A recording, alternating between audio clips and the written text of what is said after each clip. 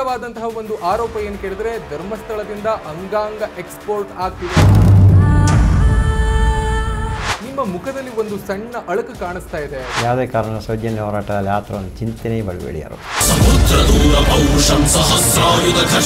ಸೋತಿರೋ ಹಾಗೆ ಕಾಣಿಸ್ತಾ ಇದೆ ಅಂತ. ಸೌಜನ್ಯ ಹೋರಾಟ ಮಾಡಬಾರ್ದಾ, ಕೇಳಬಾರ್ದಾ? ತಪ್ಪಿದ್ರೆ ಯಾವಾಗ ಕರ್ಕೊಂಡು ಹೋಗ್ತೀರಿ, ಯಾವ ಜೈಲಿ ಆಗ್ತೀರಿ ನಾನೇ ಕೇಳ್ತಾ ಇದ್ದೀನಲ್ಲ ಸರ್. ಕಂಪ್ಲೀಟ್ ದಾಖಲೆ ನಿಮ್ಮ ಹತ್ರ ಇದೆ ಅನ್ನೋದನ್ನ ನೀವು ಹೇಳ್ತಾ ಇದ್ದೀರಿ. ಹಾಗಾದ್ರೆ ಬೇಕಾದೆಲ್ಲ ತಮ್ಮಂಥ ಮಾಧ್ಯಮರಿಗೆಲ್ಲ ಕೊಡ್ತಾ ಇದೀವಲ್ಲ ಸರ್, ಎಲ್ಲ ತೋರಿಸ್ತಾ ಇದೀವಲ್ಲ ಸರ್, ಇನ್ನೇನು ಬೇಕು ಸರ್? ಭೀಮನನ್ನ ಇಂಟ್ರೊಡ್ಯೂಸ್ ಮಾಡಿಕೊಟ್ಟಿರೋದೇ ನೀವಲ್ವಾ? ಭೀಮನನ್ನು ಪರಿಚಯ ಮಾಡಿಸ್ಕೊಟ್ರೆ ನಾನಲ್ಲ. ಒಟ್ಟಿನಲ್ಲಿ ಚಿನ್ನಯ್ಯ ಸುಳ್ಳು ಹೇಳಿ. ಚಿನ್ನಯ್ಯ ಸುಳ್ಳು ಹೇಳುವುದಲ್ಲ, ಹೇಳಿಸೋದು ಅಷ್ಟೇ. ಈ ಎಂಜಲ ಕಾಸಿಗೆ ಕೈ ಚಾಚುವ ಯಾವನು ಹೋಗಿದ್ದಾನೆ ಅಲ್ಲಿಗೆ, ಅವ್ರ ಮನೆಗೆ ಹೋಗಿ ಗೆದರಿಸ್ತಾ ಇದ್ದ. ಯಾರೆಲ್ಲ ಮಾಧ್ಯಮದಲ್ಲಿ ಬೊಬ್ಬೆ ಹೊಳಿತಾ ಇದ್ದಾರೆ ಅವ್ರ ಅಕ್ಕ ತಂಗಿಯವರು ಯಾರು ಹೋಗಿಲ್ಲ, ಅವ್ರ ಅಮ್ಮ ಯಾರು ಹೋಗಿಲ್ಲ, ಈ ಥರ ಸತ್ತಿಲ್ಲ. ಸಂತೋಷ್ ರಾವ್ ನಿಜವಾದ ಅಪರಾಧಿ ಅಂತ ಹೇಳೋದಕ್ಕೆ ನಮಗೆ ಪೂರಕ ದಾಖಲೆ ಇದೆ. ಯಾವ ಸೀಮೆ ದಾಖಲೆ ಇದೆ ಸರ್ ಅವನ ಹತ್ರ? ಯಾವ ಸೀಮೆ ದಾಖಲೆ ಇದೆ ಹೇಳಿ? ಕಮ್ಯುನಿಸ್ಟ್ ಕಮಂಗಿಗಳೆಲ್ಲ ಸೇರ್ಕೊಂಡು ಕ್ಷೇತ್ರದ ವಿರುದ್ಧವಾಗಿ ಒಂದು ಷಡ್ಯಂತ್ರ ಮಾಡ್ತಿದ್ದಾರೆ ಅನ್ನೋದನ್ನ ವಸಂತ್ ಗಿಳಿ ಅವರು ನಮ್ಮ ಸ್ಟುಡಿಯೋದಲ್ಲೇ ಸಂದರ್ಶನದಲ್ಲಿ ಹೇಳ್ತಾರೆ. ಅವನ ಯೋಗ್ಯತೆಗೆ ಇನ್ನೊಂದು ಸಾರಿ ಕರೀರಿ ಸ್ಟುಡಿಯೋ, ನಾನು ಬರ್ತೀನಿ ಅವಾಗ. ವಸಂತ್ ಗಿಳಿಯಾರು ಮತ್ತೆ ನಿಮಗೆ ಒಂದು ವೇದಿಕೆಯನ್ನು ಕರ್ನಾಟಕ ನ್ಯೂಸ್ ಬೀಟ್ ತಯಾರು ಮಾಡಿದ್ರೆ ವಸಂತ ಗಿಳಿಯಾರು ಬೇಡ, ಹರ್ಷೇಂದ್ರ ಕರೀರಿ. ಹರ್ಷೇಂದ್ರ ಕರೆಸಿ ಕೂರ್ತೀರಾ? ಕರೆಸಿದ್ರೆ ಬರ್ತೀರಿ? ಕರೆಸಿ. ಕರ್ನಾಟಕ ನ್ಯೂಸ್ ಬೀಟ್ನ ಜಯಂತ್ ಸೂತ್ರ ವಿಶೇಷ ಸಂದರ್ಶನಕ್ಕೆ ಆತ್ಮೀಯ ಸ್ವಾಗತ. ನಾನು ಶ್ರೀರಾಜ್ ಬಕ್ವಾಡಿ. ಸೌಜನ್ಯ ಪ್ರಕರಣ ದಿನದಿನವೂ ಹೊಸ ಮಗ್ಗಲನ್ನು ಪಡೆದುಕೊಳ್ತಾ ಇದೆ. ಧರ್ಮಸ್ಥಳ ಪ್ರಕರಣ, ಬುರುಡೆ ಪ್ರಕರಣ, ಮಹೇಶ್ ಶೆಟ್ಟಿ ತಿಮ್ಮರೋಡಿ ಅವರ ಗಡಿಪಾರು, ಮತ್ತೆ ಬಹಳ ಗಂಭೀರವಾದಂತಹ ಒಂದು ಆರೋಪ ಏನು ಕೇಳಿದ್ರೆ ಧರ್ಮಸ್ಥಳದಿಂದ ಅಂಗಾಂಗ ಎಕ್ಸ್ಪೋರ್ಟ್ ಆಗ್ತಿದೆ ಅನ್ನುವಂತಹ ಗಂಭೀರ ಆರೋಪವನ್ನ ಸೌಜನ್ಯ ಪರ ಹೋರಾಟಗಾರರು ಮಾಡ್ತಾ ಇರೋದು. ಸೊ ಈ ಎಲ್ಲ ವಿಚಾರಗಳ ಬಗ್ಗೆ ಮಾತನಾಡೋದಕ್ಕೆ ಸೌಜನ್ಯ ಪರ ಹೋರಾಟಗಾರರಾಗಿರುವಂತಹ ಜಯಂತ್ ಟಿ ನಮ್ಮ ಜೊತೆಗಿದ್ದಾರೆ. ಅವರನ್ನ ಮಾತನಾಡ್ತಾ ಹೋಗೋಣ. ಸರ್, ಕಾರ್ಯಕ್ರಮಕ್ಕೆ ಅತ್ಯಂತ ಪ್ರೀತಿಯ ಸ್ವಾಗತ. ನಮಸ್ತೆ ಸರ್. ಹೇಗಿದ್ದೀರಿ? ಚೆನ್ನಾಗಿದೆ. ನಿಮ್ಮ ಮುಖದಲ್ಲಿ ಒಂದು ಸಣ್ಣ ಅಳಕು ಕಾಣಿಸ್ತಾ ಇದೆ. ವಿಚಾರಣೆ, ಕೇಸು, ಅದು ಇದು ಅಂತೆಲ್ಲ ಬಳಲಿ ಹೋಗಿದ್ದೀರಿ ಅಂತ ಕಾಣಿಸ್ತಾ ಇದೆ. ಯಾವುದೇ ಕಾರಣ ಸೌಜನ್ಯ ಹೋರಾಟದಲ್ಲಿ ಆ ಥರ ಒಂದು ಚಿಂತನೆ ಬರಬೇಡಿ ಯಾರು. ಅಂದರೆ ನಮಗೆ ಸೌಜನ್ಯ ಹೋರಾಟ ಒಂದು ಮಾತ್ರ ಅಲ್ಲ, ನಮಗೆ ನಮ್ಮ ಹೊಟ್ಟೆಪಾಡಿಗೆ ನೋಡಬೇಕು. ಆ ಒಂದಕ್ಕೆ ಟೈಮ್ ಇದೆ ಅಭಾವ ಅಷ್ಟೇ ಹೊರತು ಬೇರೆ ಯಾವುದೇ ಒಂದು ತೊಂದರೆ ನಮಗೆ ಕಾಣಿಸ್ತಾ ಇಲ್ಲ. ವಿಚಾರಣೆಯಿಂದ ಬಳಲ್ತಿದೆ, ಮೇಲಿಂದ ಮೇಲೆ ಕೇಸ್ ಆಗ್ತಾ ಇದೆ, FIR ಆಗ್ತಾ ಇದೆ, ಇವೆಲ್ಲವೂ ಕೂಡ ಆಗ್ತಾ ಇದೆ. SIT ಬಹಳ ವಿಚಾರಣೆಯನ್ನ ಮಾಡ್ತಾ ಇದೆ ನಿಮ್ಗೆ ಪ್ರಕರಣಕ್ಕೆ ಸಂಬಂಧಪಟ್ಟ ಹಾಗೆ ಅನ್ನೋದೆಲ್ಲ ಹೇಳ್ತಾ ಇದ್ದಾರೆ. ನೀವು ಅದರಲ್ಲಿ ಸೋತಿರೋ ಹಾಗೆ ಕಾಣಿಸ್ತಾ ಇದೆ ಅಂತ. SIT ಅವರಿಗೆ ಕೇಳ್ತಾ ಇದ್ದೀನಿ, ಯಾವ ಕರ್ಕೊಂಡು ಹೋಗ್ತೀನಿ ನಾನೇ ಅವರಿಗೆ ಕೇಳ್ತಾ ಇದ್ದೀನಿ. ನೀನು ಅದಕ್ಕಿಂತ ಜಾಸ್ತಿ ಏನು ಬೇಕು ಸರ್? ತಪ್ಪಿದ್ರೆ ಯಾವಾಗ ಕರ್ಕೊಂಡು ಹೋಗ್ತೀರಿ, ಯಾವ ಜೈಲಿ ಆಗ್ತೀನಿ ನಾನೇ ಕೇಳ್ತಾ ಇದ್ದೀನಲ್ಲ ಸರ್. ನಮ್ಮ ಮನೆಯವರಿಗೆ ಏನಾದ್ರು ಯಾವ ಮೆಡಿಸಿನ್ಗೆ ಇದು ಹಾಸ್ಪಿಟ್ಲಿಗೆ ಹೋಗ್ಬೇಕು ಆಯುರ್ವೇದಿಕ್ಕು, ಅದಕ್ಕೆ ಮನೆಯವರು ಹೇಳ್ತಾ ಇದ್ರು, ನಾನು ಮನೆಯವರೆಲ್ಲ ಧೈರ್ಯ ತುಂಬಿಸ್ತೀನಿ, ಕಾರ್ಯದಲ್ಲಿ ಹೋಗಿ ರೆಡಿ ಇದ್ದೀನಿ ಅಂತ. ಅದಕ್ಕೆ ಅವರು ಹೇಳಿದ್ರು ಕಾರ್ಯದಲ್ಲಿ ಸರಿ ಹೋಗಿ ಬಾ ಅಂತ ಅವರು ವೆಯ್ಟ್ ಮಾಡ್ತಾ ಇದ್ದಾರೆ. ಇನ್ನೊಂದು ತಿಂಗಳು ವೆಯ್ಟ್ ಮಾಡ್ತಾ ಇದ್ದೀನಿ ನಾನು. 90 ದಿನೊಳಗೆ ಏನೋ ಚಾರ್ಜ್ ಶೀಟ್ ಹಾಕ್ಬೋದು. ಏನೋ ನಮಗೆ ಕರ್ಕೊಂಡು ಹೋಗ್ಲಿಕ್ಕೆ ಏನೋ ಇದ್ದರೆ ಅತಂತ್ರ ಕುತಂತ್ರ ಏನೋ ಒಂದು ರೀತಿಯಲ್ಲಿ ಇದ್ದರೆ ಹೋಗ್ತೀವಿ, ಇಲ್ಲ ನ್ಯಾಯಪರವಾಗಿ ಹೋರಾಟ ಮಾಡ್ಕೊಂಡು ಸಮಾಜದಲ್ಲಿ ಇರ್ತೀವಿ ನಾವು. ಕಂಪ್ಲೀಟ್ ದಾಖಲೆ ನಿಮ್ಮ ಹತ್ರ ಇದೆ ಅನ್ನೋದನ್ನ ನೀವು ಹೇಳ್ತಾ ಇದ್ರಿ. ಹಾಗಾದ್ರೆ ಪ್ರಕರಣಕ್ಕೆ ಸಂಬಂಧಪಟ್ಟ ಹಾಗೆ ಬೇಕಾದೆಲ್ಲ ತಮ್ಮಂಥ ಮಾಧ್ಯಮರಿಗೆಲ್ಲ ಕೊಡ್ತಾ ಇದೀವಲ್ಲ ಸರ್, ಎಲ್ಲ ತೋರಿಸ್ತಾ ಇದೀವಲ್ಲ ಸರ್, ಇನ್ನೇನು ಬೇಕು ಸರ್? ಎಲ್ಲ ದಾಖಲೆನೂ ಕೊಡ್ತಾ ಇದ್ದೀವಿ, ಪ್ರತಿಯೊಂದನ್ನು ಕೊಡ್ತಾ ಇದ್ದೀವಿ. ಎಲ್ಲೆಲ್ಲಿ ಯಾವ ಬಿಡ್ಬೇಕು ಅದನ್ನು ನಾವು ಸಂದರ್ಭದಲ್ಲಿ ಬಿಡ್ತಾ ಇದ್ದೀವಿ. ಯಾಕೆ ತಗೊಂಡು ಹಾಕ್ಲಿಕ್ಕೆ ಆಗಲ್ಲ. ಕೆಲವು ಮಾಧ್ಯಮರು ಹೇಳ್ತದೆ ಅಲ್ಲ ಜಾಬಲ್ಲಿ ಇದೆಯಲ್ಲ, ಮೊಬೈಲಲ್ಲಿ ಇದೆಯಲ್ಲ ಅಂತ ಇದೆ, ಅದನ್ನೇ ಕೊಡ್ತಾ ಇರೋದು. ಅದಕ್ಕೇ ಏನು ಈ ಸೌಜನ್ಯ ಪರ ಹೋರಾಟ, ಸೌಜನ್ಯ ಹೆಣ್ಣು ಮಗಳನ್ನ ಅತ್ಯಾಚಾರ ಮಾಡಿ ಕೊಲೆ ಮಾಡಿದ್ರು, ಬಾಯಿ ಮುಚ್ಚಿ ಕೂತರು, ಅದಕ್ಕೇನೆ ಒಂದಿಷ್ಟು ರಂಪಾಟ ಮಾಡಿದರು. ಏನು ನಮ್ಮ ಭೀಮ ಬಂದು ಅಲ್ಲಿ ಜಾಗತ್ತು ಅಲ್ಲಿಲ್ಲ ಇಲ್ಲಿಲ್ಲ ಅಂತ ಹೇಳುವಾಗ ಇರೋದು 100ಕ್ಕೆ 100%. ದಾರಿ ತಪ್ಪಿಸಿ ಯಾರು ಬೇಕು? ಅದು ಭೀಮನನ್ನ ಇಂಟ್ರೊಡ್ಯೂಸ್ ಮಾಡಿಕೊಟ್ಟಿರೋದೇ ನೀವಲ್ವಾ? ಯಾರೋ ಸೌಜನ್ಯ ಪರ ಹೋರಾಟಗಾರರು ಮಹೇಶ್ ಶೆಟ್ಟಿ ತಿಮ್ಮರೋಡಿ ಅವರ ಟೀಮ್. ಭೀಮನನ್ನು ಪರಿಚಯ ಮಾಡಿಸ್ಕೊಟ್ರೆ ನಾನಲ್ಲ. ಅಂದ್ರೆ ಅವನಿಗೆ ರಕ್ಷಣೆಯಾಗಿ ನಿಂತವರು ನಿಮ್ಮ ಪರವಾಗಿರೋರಲ್ವಾ ಅಂತ? ಅಲ್ಲ, ರಕ್ಷಣೆ ವಕೀಲರು ನಿಂತಿರೋದು. ವಕೀಲರು ಹೌದು, ಇವ ನಾವು ನಿಂತಿರೋದು ಹೌದು. ಎಲ್ಲ ಒಂದು ಕಡೆಯಿಂದ ಕೆಲಸ ಆಗ್ಲೇಬೇಕಲ್ಲ ಸರ್. ಅವನಿಗೆ ಅಷ್ಟೇ ಬಾಯಿ ಬೀಳ್ತಾ ಇದ್ದ. ಅವ ಇವತ್ತಲ್ಲ, ನಾನು ಹೇಳಿದೆವಲ್ಲ, KR ಪಕ್ಷದವರು ಯಾವತ್ತು ಸೌಜನ್ಯ ಮನೆ ಬಂದು ಅಲ್ಲಿಂದ ಪಾದಯಾತ್ರೆ ಮುಖಾಂತರ ಬ್ಯಾಂಗ್ಳೂರಿಗೆ ಬರ್ತಾ ಇದ್ರು. ಅವತ್ತು ನೈಟ್ ನಾನು ಇದ್ದೆ ಸೌಜನ್ಯ ಮನೆಯಲ್ಲಿ, ಅಜ್ಜನ ಮನೆಯಲ್ಲಿ. ಅಲ್ಲಿಂದ ಅವರ ಮಾವ ವಿಠಲ್ ಗೌಡ್ರ ಹೋಟ್ಲಿಗೆ ಹೋಗಿದ್ದೆ ನಾನು ಮತ್ತು ಸಂತೋಷ್. ಅವತ್ತು ಕರೆ ಬಂತು, ನಾನು ಅದನ್ನು ಕೇಳಿಸಿದೆ. ಈ ಏನು ಇವಾಗ ವಿಡಿಯೋ ಬಂತಲ್ಲ, ಸಣ್ಣ ಕ್ಲಿಪ್ ಬರ್ತಾ ಇದೆಯಲ್ಲ, ಅದು ಹೇಳು ಸತ್ಯನೇ ಅದು. ಅವತ್ತು ಅದನ್ನೇ ಅವಾಗ ಹೇಳಿದ. ಅವತ್ತು ನಾನು ಕೇಳಿದೆ, ಆಮೇಲೆ ಯಾರು ಸಿಗ್ಬೋದಾ, ಮಾತಾಡ್ಸಿಗೆ ಬರ್ಬೋದಾ ಅಂತ. ಇಲ್ಲ, ತಮಿಳ್ನಾಡಲ್ಲಿ ಇದ್ದಾನೆ ಅಂತ ಹೇಳಿದ. ಮತ್ತೆ ನಾನು ಅಲ್ಲಿಗೆ ಬಿಟ್ಟುಬಿಟ್ಟಿದ್ದೆ, ಆ ವಿಷಯನೇ ಬಿಟ್ಟುಬಿಟ್ಟಿದೆ. ಆ ನಂತರ ಮುನ್ನೆ ಸಿಕ್ಕಿರೋದು ನನಗೆ. ಆವತ್ತಿಂದ ಅವನ ಕೈ ಜೋಡಿಸಿದ್ದೀನಿ, ಅವನೊಟ್ಟಿಗೆ ಇದ್ದೇನೆ. ಅಂದ್ರೆ SIT ಮುಂದೆ ಮತ್ತೆ ನ್ಯಾಯಾಲಯದ ಮುಂದೆ ಹೇಳಿರೋದು ಸುಳ್ಳು ತಪ್ಪು ಹೇಳಿದಾನೆ ಅನ್ನೋದನ್ನ ನೀವು ಹೇಳ್ತಿದ್ರಿ. ಹಾಗಾದ್ರೆ 100% ಅದು ನಾನು ಹೇಳೋ ಅವಶ್ಯಕತೆ ಇಲ್ಲ ಸರ್. ತಾವೆಲ್ಲ ನೋಡಿರ್ಬೋದಲ್ಲ, ವಿಡಿಯೋ ನೋಡಿರ್ಬೋದಲ್ಲ. ಆ ವಿಡಿಯೋ ಏನು, ಅವರ ಮಹೇಶನ್ನ ಮನೆಗೆ ಬಂದು ಅವನ ಹೆಂಡತಿ ಮತ್ತು ಅವ ಕೂತು ಹೇಳ್ತಾ ಇರುವಾಗ ಏನೋ ಭಯ ಆಗ್ತಾಯ್ತಾ ಸರ್? ಭಯದ ವಾತಾವರಣದಲ್ಲಿ ಮಾತಾಡ್ತಾ ಇದ್ದಾನವ, ಎಲ್ಲ ಇದೆಯಾ? ಅವು ಎಷ್ಟು ನೀಟಾಗಿ ಹೇಳ್ತಾ ಇದ್ದಾನೆ. 1.5 ಗಂಟೆ ಮಾತಾಡಿದಾನಲ್ಲ ಸರ್. ಏನು ಹೇಳ್ಕೊಟ್ಟು ಮಾಡಿರೋದಾ? ಅಷ್ಟು ಅರ್ಥ ಮಾಡ್ಲಿಕ್ಕೆ ಆಗ್ತಾ ಇಲ್ವ ಇವ್ರು ಯಾರಿಗೂ? ಅದು ಅರ್ಥ ಮಾಡ್ಕೊಂಡು ಕರ್ನಾಟಕ ರಾಜ್ಯದ ಜನ ನ್ಯಾಯಪರವಾಗಿ ಏನು ಸತ್ಯಪರವಾಗಿ ಇರೋರು ಎಲ್ಲರೂ ಅರ್ಥ ಮಾಡ್ಕೊಂಡಿದ್ದಾರೆ. ಆ ಒಂದು ವಿಡಿಯೋ ಇಲ್ಲದ ನಮ್ಮನ್ನು ಇಷ್ಟೊಂದು ಜೈಲಿಗೆ ಆಗ್ತಾ ಇದ್ರು. ಸತ್ಯ ಇದೆ ಅಂತ ಗೊತ್ತಿದೆ, ಸತ್ಯಪರವಾಗಿ ಇದ್ದೀವಿ ಇವತ್ತು. ಇನ್ನೇನು ಬೇಕು ಅದಕ್ಕಿಂತ ಜಾಸ್ತಿ? ಅವ ಭಯ ಬಿದ್ದಲ್ಲ ಸರ್, ಭಯ ಬೀಳ್ಸಿರೋದು. ಯಾರು ಬೀಳ್ಸಿರೋದು? ಅದು ಮುಂದೆ ತನಿಖೆ ಎಲ್ಲ ಗೊತ್ತಾಗ್ಲಿ ಯಾರು ಏನಂತ. ತನಿಖೆ ಆಗೇ ಆಗ್ತದೆ. ಅಂದ್ರೆ ನೀವು ಒಂದಿಷ್ಟು ಅನುಮಾನವನ್ನು ವ್ಯಕ್ತಪಡಿಸಿದ್ರಿ. ಅಂದ್ರೆ SIT ಇರುವಂತಹ ಒಬ್ಬ ಅಧಿಕಾರಿ ಹೆದರ್ಸ್ತಾ ಇದ್ದಾನೆ, ಬೆದರ್ಸ್ತಾ ಇದ್ದಾನೆ, ಅದಕ್ಕೋಸ್ಕರ ಚಿನ್ನಯ್ಯ ಸುಳ್ಳು ಹೇಳ್ತಿದ್ದಾನೆ ಅನ್ನೋದನ್ನ ನೀವು ಹೇಳಿದ್ರಿ ಅಂತ. ನಾನು ಹೇಳಿಲ್ವ ಅಲ್ಲೆಲ್ಲೋ? ಅಂದ್ರೆ ಸೌಜನ್ಯ ಪರ ಹೋರಾಟಗಾರರು ನೀವು ಅವರಲ್ಲೇ ಗುರುತಿಸ್ಕೊಂಡಿರೋಂತಲ್ಲ? ಎಲ್ಲ ಗುರುತಿಸ್ಕೊಂಡಿದೆ ಅಂತ ಹೇಳಿ ಸರ್. ಯಾವತ್ತೂ ನಾವೊಂದು ಸಭೆ ಸೇರಿ ಇಂಥದೇ ಮಾತಾಡ್ವಿ, ಇಂಥದ್ದು ಹೇಳ್ಬೇಕಂತ ನಾವು ಹೇಳಿಲ್ಲ. ಒಬ್ಬೊಬ್ಬರಿಗೆ ಮಾಹಿತಿ ಸಿಗೋದು ನಾನು ಹೇಳ್ತಾರೆ. ನಾನೇ ಸಿಕ್ಕಿರೋ ಮಾಹಿತಿ ನಾನು ಹೇಳ್ತೀನಿ, ಪಬ್ಲಿಕ್ಗೆ ಬಿಟ್ಬಿಡ್ತೀವಿ. ನಾನು ಹೇಳಿಲ್ಲ. ಅಂದ್ರೆ ಸೌಜನ್ಯ ಪರ ಹೋರಾಟಗಾರರು ಹೇಳಿದ್ರು ಅಂತ? ಯಾರೋ ಒಬ್ರು ಹೇಳಿದ್ದಾರೆ ನಿಮ್ಮ ಪರವಾಗಿರೋರು. ಅದು ಗೊತ್ತಿಲ್ಲ, ಅದು ನಾನು ನೋಡಿಲ್ಲ ಯಾರು ಹೇಳಿದ್ರು ಅಂತ. ಅಂದ್ರೆ ಒಟ್ಟಿನಲ್ಲಿ ಚಿನ್ನಯ್ಯ ಸುಳ್ಳು ಹೇಳಿದಾನೆ. ಯಾರೋ ಒಟ್ಟಿನಲ್ಲಿ ಚಿನ್ನಯ್ಯ ಸುಳ್ಳು ಹೇಳಿದ. ಚಿನ್ನಯ್ಯ ಸುಳ್ಳು ಹೇಳುವುದಲ್ಲ, ಚಿನ್ನಯ್ಯಿಂದ ಎದರಿಸಿ ಗೆದರಿಸಿ ಬೆದರಿಸಿ ಯಾವುದು ಆಮಿಷೊಡ್ಡಿ ಹೇಳಿಸೋದು ಅಷ್ಟೇ. ಇಂಡೈರೆಕ್ಟ್ಲಿ ನೀವು ಈಗ ಅಪರಾಧಿ ಅಂತ ಯಾರನ್ನ ಕರಿತಾ ಇದ್ದೀರೋ, ಯಾರನ್ನ ಹೇಳ್ತಾ ಇದ್ದಾರೋ, ಆ ಕಡೆಯಿಂದಲೇ ಚಿನ್ನಯ್ಯನನ್ನ ಈ ರೀತಿಯಾಗಿ ಸುಳ್ಳು ಹೇಳು ಅಂತ ಹೇಳಿಸಿದ್ದಾರೆ ಅನ್ನೋದು ನೀವು ಹೇಳ್ತಾ ಇದ್ದೀರಾ? ಅಪರಾಧಿ ಅಂತ ನಾವು ಯಾರನ್ನು ಇನ್ನೂ ಹೇಳಿಲ್ಲ. ತನಿಖೆ ಆಗಬೇಕು, ತನಿಖೆ ಆಗಿ ಹೊರಗೆ ಬರಬೇಕು. ನಾನು ಕೇಳ್ತಾರೆ ಕೆಲವೊಂದು ಪತ್ರಕರ್ತರು ಚಿನ್ನಯ್ಯನ ಮನೆಗೆ ಹೋಗಿದ್ದಾರೆ. ಏನಕ್ಕೋಸ್ಕರ ಹೋಗ್ಬೇಕಿತ್ತು? ಈ ಎಂಜಲ ಕಾಸಿಗೆ ಕೈ ಚಾಚುವ ಯಾವನು ಹೋಗಿದ್ದಾನೆ ಅಲ್ಲಿಗೆ, ಅವ್ರ ಮನೆಗೆ ಹೋಗಿ ಗೆದರಿಸ್ತಾ ಇದ್ದ, ಅದೆಲ್ಲ ಏನಕ್ಕೆ ಹೋಗ್ಬೇಕು? ಇದನ್ನೆಲ್ಲ ತನಿಖೆ ಆಗಬೇಕು. ಇವತ್ತು ಇಡಿಯವ್ರದ್ದು ಮಹೇಶನ್ನು, ಗಿರೀಶ ಮತ್ತೆ ಶಮೀರು, ಕುಸುಮ, ಸೌಜನ್ಯ ತಾಯಿಯವರ ಮನೆಗೆ ಇಡಿ ರೈಡ್ ಆಗ್ಬೇಕಂತೆಲ್ಲ ಹೈಕೋರ್ಟ್ ಮುಖಾಂತರ ನೋಟಿಸ್ ಮಾಡಿದಾರಲ್ಲ. ಇದು ಯಾರು ಇದರ ಹಿಂದಿದ್ದಾರೆ, ಯಾರೆಲ್ಲ ಮಾಧ್ಯಮದಲ್ಲಿ ಬೊಬ್ಬೆ ಹೊಳಿತಾ ಇದ್ದಾರೆ, ಅವ್ರ ಅಕ್ಕ ತಂಗಿಯವರು ಯಾರು ಹೋಗಿಲ್ಲ, ಅವ್ರ ಅಮ್ಮ ಯಾರು ಹೋಗಿಲ್ಲ, ಈ ತರ ಸತ್ತಿಲ್ಲ, ಅಂತವ್ರ ಕೆಲಸ ಎಂಕ್ವೈರಿ ಮಾಡಿ ಅವಾಗ ಗೊತ್ತಾಗುತ್ತೆ. ಕೆಲವೊಂದು ಬೊಗಳ್ತಾ ಇದಾರಲ್ಲ ಮಾಧ್ಯಮದಲ್ಲಿ ಕೂತು, ನಾಯಿ ತರ ಬಂದು ಬೊಗಲು ಎಂಜಲು ಕಾಸು ತಿಂದು, ಯಾರು ನಿಮಗೆ ಗೊತ್ತಲ್ಲ ಯಾರಂತ. ಒಬ್ಬ ಅಲ್ಲಿಂದ ಉತ್ತರ ಅಲ್ಲಿಂದ ಬಂದಂತ ಹೇಳ್ತಾ ಇದ್ದಲ್ಲ, ಅಲ್ಲ ಒಂದು ಪೂರ್ವದಿಂದ ಒಬ್ಬ ಪಶ್ಚಿಮದಿಂದ ಬಂದಂತ ಹೇಳಿದ, ಇಂಥವ್ರು ಬೊಗಳ್ತಾ ಇದಾರಲ್ಲ ಅವ್ರಿಗೆ ಕೇಳಿ, ಅವ್ರನ್ನ ಎಂಕ್ವೈರಿ ಮಾಡ್ಲಿ, ಗೊತ್ತಾಗುತ್ತೆ ಎಷ್ಟೆಷ್ಟು ದುಡ್ಡು ಯಾರ್ಯಾರು ಏನೆಲ್ಲ ಕೊಟ್ಟಿದೆಯಾ ಅಂತ. ನಮ್ಮಲ್ಲಿ ದಾಖಲೆ ಇದೆ ಅಂತ.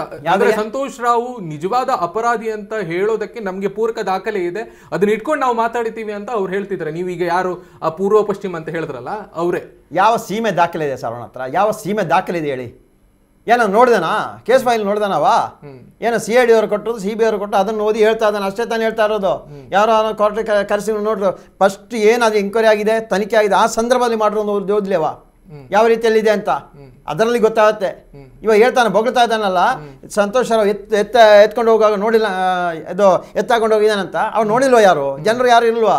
ಅದ್ರ ಸಾಕ್ಷಿದಾರರು ಹೇಳ್ತಾ ಇದ್ದಾರೆ. ನಾನು ಧರ್ಮಸ್ಥಳ ಕಡೆಯಿಂದ ಉಜಿರೆ ಕಡೆ ಬೈಕಲ್ಲಿ ಹೋಗ್ತಾ ಇರುವಾಗ ಸೌಜನ್ಯ ಲೆಫ್ಟ್ ಸೈಡಿಂದ ಅವರ ಮನೆಗೆ ಹೋಗ್ತಾ ಇರುವಾಗ ಆ ಸೌಜನ್ಯ ಹೆಣ್ಣು ಮಗಳ ಹಿಂದ್ಗಡೆ 30-40 ಫೀಟ್ ಅಂತರದಲ್ಲಿ ಒದ್ದೆ ಹಾಕೊಂಡು ಹೋಗ್ತಾ ಇದ್ದ ಅಂತ ಅದು ನೋಡಿದಾನೆ. ಹಂಗಾರೆ ಇಲ್ಲಿ ಯಾರು ಇರಲ್ವ ಸರ್ ಎತ್ತಾಕೊಂಡು ಹೋಗಿ ನೋಡ್ಲಿಕ್ಕೆ ಕಾಡಿಗೆ? ಏನು ಯಾರಿಗೆ ಹೇಳ್ತಾ ಇರೋದು?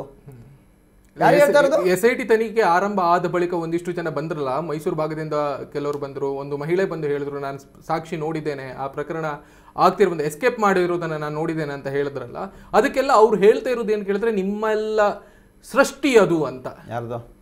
ನಾನು ಒಂದು ಸರಿ ನನಗೆ ಫೋನ್ ಮಾಡಿದ್ರು, ಇಲ್ಲಂತಲ್ಲ, ನನಗೆ ಒಂದು 2 ವರ್ಷ ಆಯಿತಾ 1 ವರ್ಷ ಗೊತ್ತಿಲ್ಲ, ನನಗೆ ಫೋನ್ ಮಾಡಿ ಮಾತಾಡಿದ್ರು. ಸರಿ ಅಂತ ಹೇಳಿದೆ, ನೀವು ಯಾರು ಏನು ಹೇಳಲಿಕ್ಕೆ ಹೋಗಬೇಡಿ ಅಂತ ಹೇಳಿದೆ. ಸೌಜನ್ಯ ಅಜ್ಜರ ಮನೆಗೆ ಬಂದಿದ್ದಾರೆ, ಹೇಳಿದ್ದಾರೆ. ಆದರೆ ಎಷ್ಟು ಬೇಕು ಅಲ್ಲಿಗೆ, ನೀವು ಹೇಳೋದು ಬೇಡ ಅಂತ ಹೇಳಿ ಅಲ್ಲ, ಹೇಳೋದಿಲ್ಲ, ಸುಮ್ಮನೆ ಹೇಳೋದು ಬೇಡ ಅಂತ ಹೇಳಲಿಕ್ಕೆ ಆಗಲ್ಲ. ಈ ಗ್ಯಾಂಗ್ ಯಾವ ರೀತಿಯಲ್ಲಿ ಇದೆ ಅಂತ ಹೇಳಲಿಕ್ಕೆ ಆಗಲ್ಲ.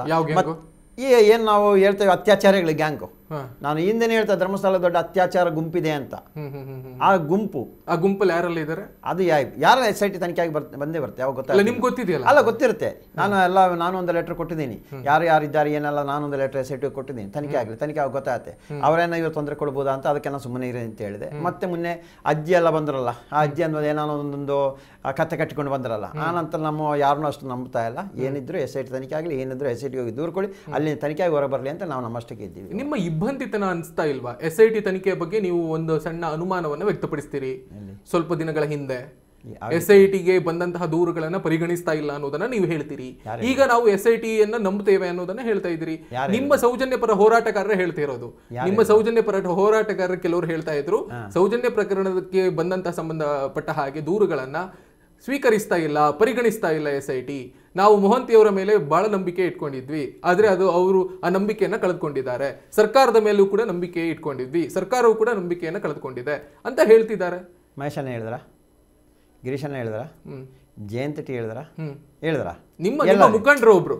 ನನ್ನ ಮುಖಂಡರು ಮಹೇಶನ್ನು ಹೇಳಿಲ್ಲ, ಗಿರೀಶನ್ನು ಇಲ್ಲ. ಈಗ ಈ ದಾರಿ ಮೇಲೆ ಯಾರು ಹೇಳಿಲ್ಲ ನೋಡಿ, ಯಾರೋ ದಾರಿಯಲ್ಲಿ ನಾವು ಹೊಣೆಗಾರರಲ್ಲ. ದಾರಿಯಲ್ಲಿ ಯಾರೋ ಹೇಳ್ತಾ ಇದ್ರೆ ಅದನ್ನ ಪರಿಗಣಿಸೋದಿಲ್ಲ, ಆ ವಿಷಯ ಮುಂದೆ ಬರ್ತಾ ಇರ್ಲಿಲ್ಲ. ನಿಮ್ಮ ಪರವಾಗಿ ಇದ್ದಂತಹ ಹೋರಾಟಗಾರರಲ್ಲಿ ಮುಖ್ಯಸ್ಥರಾಗಿ ಕಣಿಸ್ಕೊಂಡವ್ರೆ ಹೇಳಿರೋದ್ರ ಕಾರಣಕ್ಕೋಸ್ಕರ ಬಗ್ಗೆ ಸಾಮಾಜಿಕ ವಲಯದಲ್ಲಿ ಬಹಳ ದೊಡ್ಡ ಮಟ್ಟದಲ್ಲಿ ಚರ್ಚೆ ಆಯ್ತದು. ಯಾವುದು ಕಾನೂನು ಕ್ರಮ ಅದೇ ಸರ್ಕಾರ ತಗೊಳ್ತಾರಲ್ಲ, ಅಲ್ಲಿ ನೋಡ್ಲಿ, ಅಲ್ಲಿ ಸರ್ಕಾರ ಅದಕ್ಕೆ ತಾನೇ ಇರೋದು. ಇಲ್ಲ SITಯಲ್ಲಿ ಆಫೀಸರ್ ಇದ್ದಾರಲ್ಲ, ಅವ್ರು ತಗೊಳ್ತಾರೆ. ಅದನ್ನ ನಾವು ತಲೆ ಕೆಡಿಸೋಂಗಿಲ್ಲ. ಹೇಳಿದ್ರೆ ಓಕೆ, ಅಲ್ಲಿ ಮುಗಿಲಿದು. ಅದನ್ನ ದೊಡ್ಡ ವಿಷಯ ಮಾಡುವ ಅವಶ್ಯಕತೆ ಇಲ್ವಲ್ಲ, ಇದೆಯಾ? ಮೊನ್ನೆ ನೀವೇ ಹೇಳಿದ್ರಿ SIT ಒಂದು ಪ್ರತ್ಯೇಕ SIT ರಚನೆ ಆಗಬೇಕು ಸೌಜನ್ಯ ಪ್ರಕರಣಕ್ಕೆ ಸಂಬಂಧಪಟ್ಟ ಹಾಗೆ ಅಂತ. ಸೌಜನ್ಯ ಪರ ಹೋರಾಟಗಾರರು ಅಂತ ನಿಮ್ಮ ಪರವಾಗಿ ಗುರುತಿಸಿಕೊಂಡವರು ಬೇರೆ ಬೇರೆ ಸಂಘಟನೆಗಳು, ಮಹಿಳಾ ಸಂಘಟನೆಗಳು ಮೈಸೂರು ಭಾಗದಿಂದ ಇಡೀ ರಾಜ್ಯಾದ್ಯಂತ ಸುಮಾರು 60 ಕಡೆಯಲ್ಲಿ ಪ್ರತಿಭಟನೆ ಮಾಡಿದ್ರಲ್ಲ ಶಾಂತಿಯುತವಾಗಿ. ಸ್ಪೆಷಲ್ ಅಂದ್ರೆ ಈ SIT ಮೇಲೆ ನಿಮ್ಗೆ ನಂಬಿಕೆ ಇಲ್ಲ ಅಂತ. ಅದಕ್ಕೆ ಅದ್ರ ಮೇಲೆ ಇನ್ನೂ ಎಷ್ಟೊಂದು ರಚನೆ ಮಾಡ್ಬೇಕಂತ ಹೇಳಿದ್ರ? ಹೌದು, ನಾವು ಹೇಳಿಲ್ಲ. ಅದು ಸಂಘ ಇದೆ ಸರ್. ಸೌಜನ್ಯ ಹೋರಾಟಗಾರರು ಅವರಿಗೆ ಒಂದೊಂದು ಮಾಹಿತಿ ಬರೋದು ಒಂದೊಂದು ಹೇಳ್ತಾ ಇರ್ತಾರೆ. ಅದನ್ನು ಸರ್ಕಾರ ತಗೊಳ್ಬೇಕು, ಗಮನಕ್ಕೆ ತಗೊಳ್ಬೇಕು. ಅದಕ್ಕೆ ಮುಖ್ಯಸ್ಥ ಯಾರು SITಗೆ ಅವರು ಅದನ್ನು ಪರಿಹರಿಸಬೇಕು. ಇವಾಗ ಹೇಳೋದು ಸಹಜ, ಹೇಳಲೇಬೇಕು. ಆಗಿರೋ ಏನೋ ವಿಷಯ ಇದ್ದರೆ ಪಬ್ಲಿಕ್ ಕೊಡಲೇಬೇಕು. ಪಬ್ಲಿಕ್ ಮುಖಾಂತರ ಹೋರಾಟಗಾರ ಮುಖಾಂತರ ಸರ್ಕಾರಕ್ಕೆ ತಲುಪಲೇಬೇಕು. ಸರ್ಕಾರದಿಂದ ಅದನ್ನು ಯಾರದರ ಮುಖ್ಯಸ್ಥರ ಅವರಿಗೆ ತಿಳಿಸ್ಬೇಕು. ಕಾನೂನು ಕ್ರಮ ಏನು ಸಹ ಅದು ತಗೊಳ್ಳೇಬೇಕು. ತಗೊಳ್ತಾರಲ್ಲ ಸರ್, ಅದಾಗ್ತಾ ಇರ್ತದೆ. ಅದಾಗಲಿ ಸರ್. ಅದು ಬೇಡ ಅಂತ ಹೇಳ್ತಾ ಇದ್ದೀರಾ? ಏನೋ ಬೇಡ ಅಂತ ಹೇಳ್ತಾ ಇದ್ದೀರಾ? ಮಹೇಶ್ ಶೆಟ್ಟಿ ತಿಮ್ರೋಡಿ ಅವರು ಎಲ್ಲಿದ್ದಾರೆ? ಅದು ಅವರಿಗೆ ಕೇಳಬೇಕು. ಎಲ್ಲಿಯೂ ಕಾಣಿಸ್ಕೊಳ್ತಾ ಇಲ್ಲ ಅಂತ ಅದು ಗೊತ್ತಿಲ್ಲ. ಮೊನ್ನೆ ಗಿರೀಶನ ಮಾತಾಡಿಸಿ ಬಂದಿದ್ದಾರೆ, ಮತ್ತೆ ನೀನು ಅವರು ಹೇಳಿದಾರಲ್ಲ ಮಾತಾಡಿಸಿ ಬಂದಿದ್ದೀನಂತ. ಅವರು ಅವ್ರ ಮನೆಯಲ್ಲಿದ್ದಾರೆ. ಅಂದರೆ ಪ್ರಕರಣ ಬಹಳ ದೊಡ್ಡ ಮಟ್ಟದಲ್ಲಿ ಅವರು ಅವರ ಮನೆಯಲ್ಲಿ ಅವರು ಆರಾಮಾಗಿದ್ದಾರೆ. ಕಾನೂನು ರೀತಿಯಲ್ಲಿ ಹೋರಾಟ ನಡೀತಾ ಇದೆ. ಅದಕ್ಕೆ ಅವರು ಒಳ್ಳೆಯ ಆ ಕಾನೂನಿಗೆ ತಲೆಬಾಗಿಕೊಂಡು ಅವರ ಮನೆಯಲ್ಲಿದ್ದಾರೆ ಅವರು. ಅದೇನು ಏನೋ ತೊಂದರೆ ಇದೆಯಾ? ದೇಶದ್ರೋಹಿ ಕೃತಿಯನ್ನು ಮಾಡಿದ್ದಾರೆ ಅವರು, ಇಲ್ಲ ತಾನೇ? ತಾವು ಯಾವ್ದು ಆಧಾರ ಮೇಲೆ ಕೇಳ್ತಾ ಇದ್ದೀರಿ? ಇವಾಗ ಗಡಿಪಾರ ಆಧಾರ ಮೇಲೆ ಕೇಳ್ತಾ ಇದ್ದೀರಾ? ಸರಿ, ಗಡಿಪಾರ ಆಧಾರ ಮೇಲೆ ಆಗಿದ್ರೆ ಬಂಟ್ವಾಳ DSP ಅವರು ಕೊಟ್ಟರು ಸರಿ ಇದೆಯಾ? ನೀವು ಒಂದು ದೂರನ್ನ ಕೊಟ್ಟಿದ್ರಲ್ಲ, ಸರಿ ಇದೆಯಾ? ಪ್ರಾಧಿಕಾರಕ್ಕೆ ಕೊಟ್ರಿ, ಅವ್ರನ್ನ ಕರೆಸಿ ಅವ್ರ ಹತ್ರ ಹೋಗಿ ಮೈ ಕೇಳಿ. ಮಾನವ ಹಕ್ಕುಗಳ ಆಯೋಗ ಹೌದು, ಕೊಟ್ಟಿದ್ದೇವೆ. ಅಧಿಕಾರಿಯವರು ತಪ್ಪು ಮಾಡಿದ್ರೆ ಎಲ್ಲಿ ಕೊಡ್ಬೇಕು ಅಲ್ಲಿ ಕೊಡ್ಲೇಬೇಕು. ಖುಲಾಸೆಗೊಳಿಸಿದ ಪ್ರಕರಣಗಳನ್ನ ಸೇರಿಸಿಕೊಂಡು ಅವರಿಗೆ ಗಡಿಪಾರು ಅದನ್ನೇ ಕೇಳುವುದು. ಕೇಳಿ, ಅವರಿಗೆ ಕೇಳ್ಬೇಕು, ಮೈ ಕೇಳಬೇಕು. ಅವರಿಗೆ ಏನಕ್ಕೆ ಈ ತರ ಮಾಡಿದ ಕೇಳಬೇಕು. ದಾಖಲೆ ಕೊಡ್ತೀನಿ ನಾನು ಸುಮ್ಮನೆ ಕೂತಿಲ್ಲ. ಇದು ಪುತ್ತೂರು AC ಅವರು ಕೊಟ್ಟಿರೋದು. ಎಲ್ಲರಿಗೂ ಮುಖ್ಯ ಕಾರ್ಯದರ್ಶಿಯವರು ಕಳಿಸ್ಕೊಟ್ಟಿದ್ದಾರೆ, SP ಅವರಿಗೂ ಕಳಿಸ್ಕೊಟ್ಟಿದ್ದಾರೆ. ಇದರಲ್ಲಿ ಇದ್ರು ನಾನು ಹೇಳಿರೋದು, ನಾನು ಬಾಯಿಂದ ಹೇಳಿರೋದಲ್ಲ. ಏನು DSP ಮಾಡಿದ್ರು ಸರಿಯಾ? DSP ಅವರು ದೂರ ಕೊಡ್ತೀವಿ ಅಂತ ಹೇಳಿ ಇಲ್ಲ, ನಾವೇನೋ ಸ್ಟೇಟ್ಮೆಂಟ್ ಕೊಟ್ಟರೆ ನಮ್ಮ ಮೇಲೆ FIR. ಮುಗೀತು, ಇವನು ಮುಗಿಸ್ಬಿಡೋಣ ಅಂತ. ಅಂದ್ರೆ ಮಹೇಶನ್ ಒಂದು ಕಡೆ ಮುಗಿಸ್ತಾ ಇದ್ದೀವಿ, ಜಯಂತ್ ಅವ್ರನ್ನ ಮುಗಿಸ್ಬಿಡೋಣ ಅಂತಲ್ಲ. ಒಂದು ಕಡೆಯಿಂದ ಗಿರೀಶ್ ಅವ್ರನ್ನು ಸುಳ್ಳಿಕ್ಕೆ ಬರಬಾರ್ದು ಅಂತ ಒಂದು ಇದನ್ನ ಹಾಕ್ತಾ ಇದ್ದಾರೆ, ಅಲ್ಲಿಂದ ಓಡಿಸ್ತಾ ಇದ್ದಾರೆ. ಏನಿದು?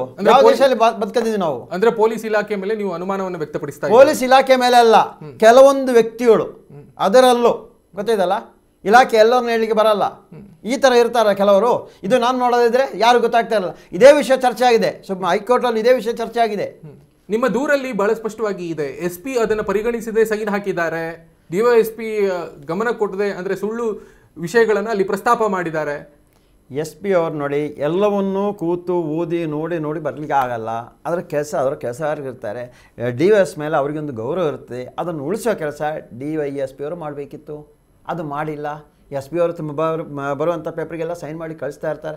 ಕೆಲವೊಂದು ಓದಬೇಕಾದ ವಿಷಯವನ್ನು ಓದಿ ನೋಡ್ತಾ ಇರ್ತಾರೆ, ಹೌದಲ್ವಾ? ಆವಾಗ SP ಅವ್ರಿಗೆ ಅವ್ರು ಏನು ಮಾಡಿಲ್ಲ ನಾನು ಹೇಳಿಲ್ಲ. SP ಅವರಾಗಿ AC ಅವರ ಮೇಲೆ ನಾನು ಯಾವುದೇ ದೂರನ್ನು ದಾಖಲು ಮಾಡಿಲ್ಲ. AC ಅವರ ವಿಷಯನೂ ಎತ್ತಿಲ್ಲ, SP ಅವರ ವಿಷಯ ಎತ್ತಿಲ್ಲ. ಬೆಳ್ತಂಗಡಿ ಠಾಣೆ ಯಾರೋ ಸಿಬ್ಬಂದಿಯವರ ವಿಷಯ, ಸಿಬ್ಬಂದಿ ಎಲ್ಲ ಅಲ್ಲಿ ಸಬ್ ಇನ್ಸ್ಪೆಕ್ಟರ್ ಎತ್ತಿಲ್ಲ. ಆದರೆ ಬೆಳ್ತಂಗಡಿ ಸಬ್ ಇನ್ಸ್ಪೆಕ್ಟರ್ ನಿಯತ್ತಾಗಿ ಕಾನೂನು ಚೌಕಟ್ಟಲ್ಲಿ ಲೆಟರನ್ನು DYSP ಬಂಟ್ವಾಳ ಅವರು ಕೊಟ್ಟಿದ್ದಾರೆ. ಕೋರ್ಟ್ ವಿಚಾರಣೆಯಲ್ಲಿ ಸರ್ಕಾರ ಅದ್ರ ಬಗ್ಗೆ ಸಮರ್ಥನೆ ಮಾಡ್ಕೊಂಡಿದೆಯಲ್ಲ, ಗಡಿಪಾರು ಆದೇಶವನ್ನ ನಾವು ಕಾನೂನಿನ ಚೌಕಟ್ಟಿನಲ್ಲಿ ಮಾಡಿದ್ದೇವೆ ಅದನ್ನ ಹೇಳ್ತಾರೆ. ಅಲ್ಲ, ಅದನ್ನೇ ಹೇಳ್ತೀವಿ. ಅಲ್ಲ, ಸರ್ಕಾರ ಅಂದ್ರೆ ಆಕಾಶದಿಂದ ಬಂದು ಬೀಳುವುದಲ್ಲವಲ್ಲ, ಹೌದು ತಾನೆ, ಅವ್ರದ್ದು ನೋಡ್ಬೇಕು ತಾನೆ ಇದು. ಹಂಗಾರೆ ಸರ್ಕಾರ ಸೇರಿ ಮಾಡಿರೋದು, ಹಂಗಾರೆ ಇದು ಸರ್ಕಾರ ಸೇರಿ ಮಾಡಿರೋದ? ಸರ್ಕಾರ ಕೇಳ್ತಾರೆ ನೋಡಿ, ನಿಮ್ಮ ಕೆಳ ಸಿಬ್ಬಂದಿಯವರು ಮಾಡ್ತಾ ಇರೋ ತಪ್ಪನ್ನು ತಿದ್ದುಕೊಳ್ಳಿ ಅಂತ ನಾವು ತೋರಿಸಿರೋದು.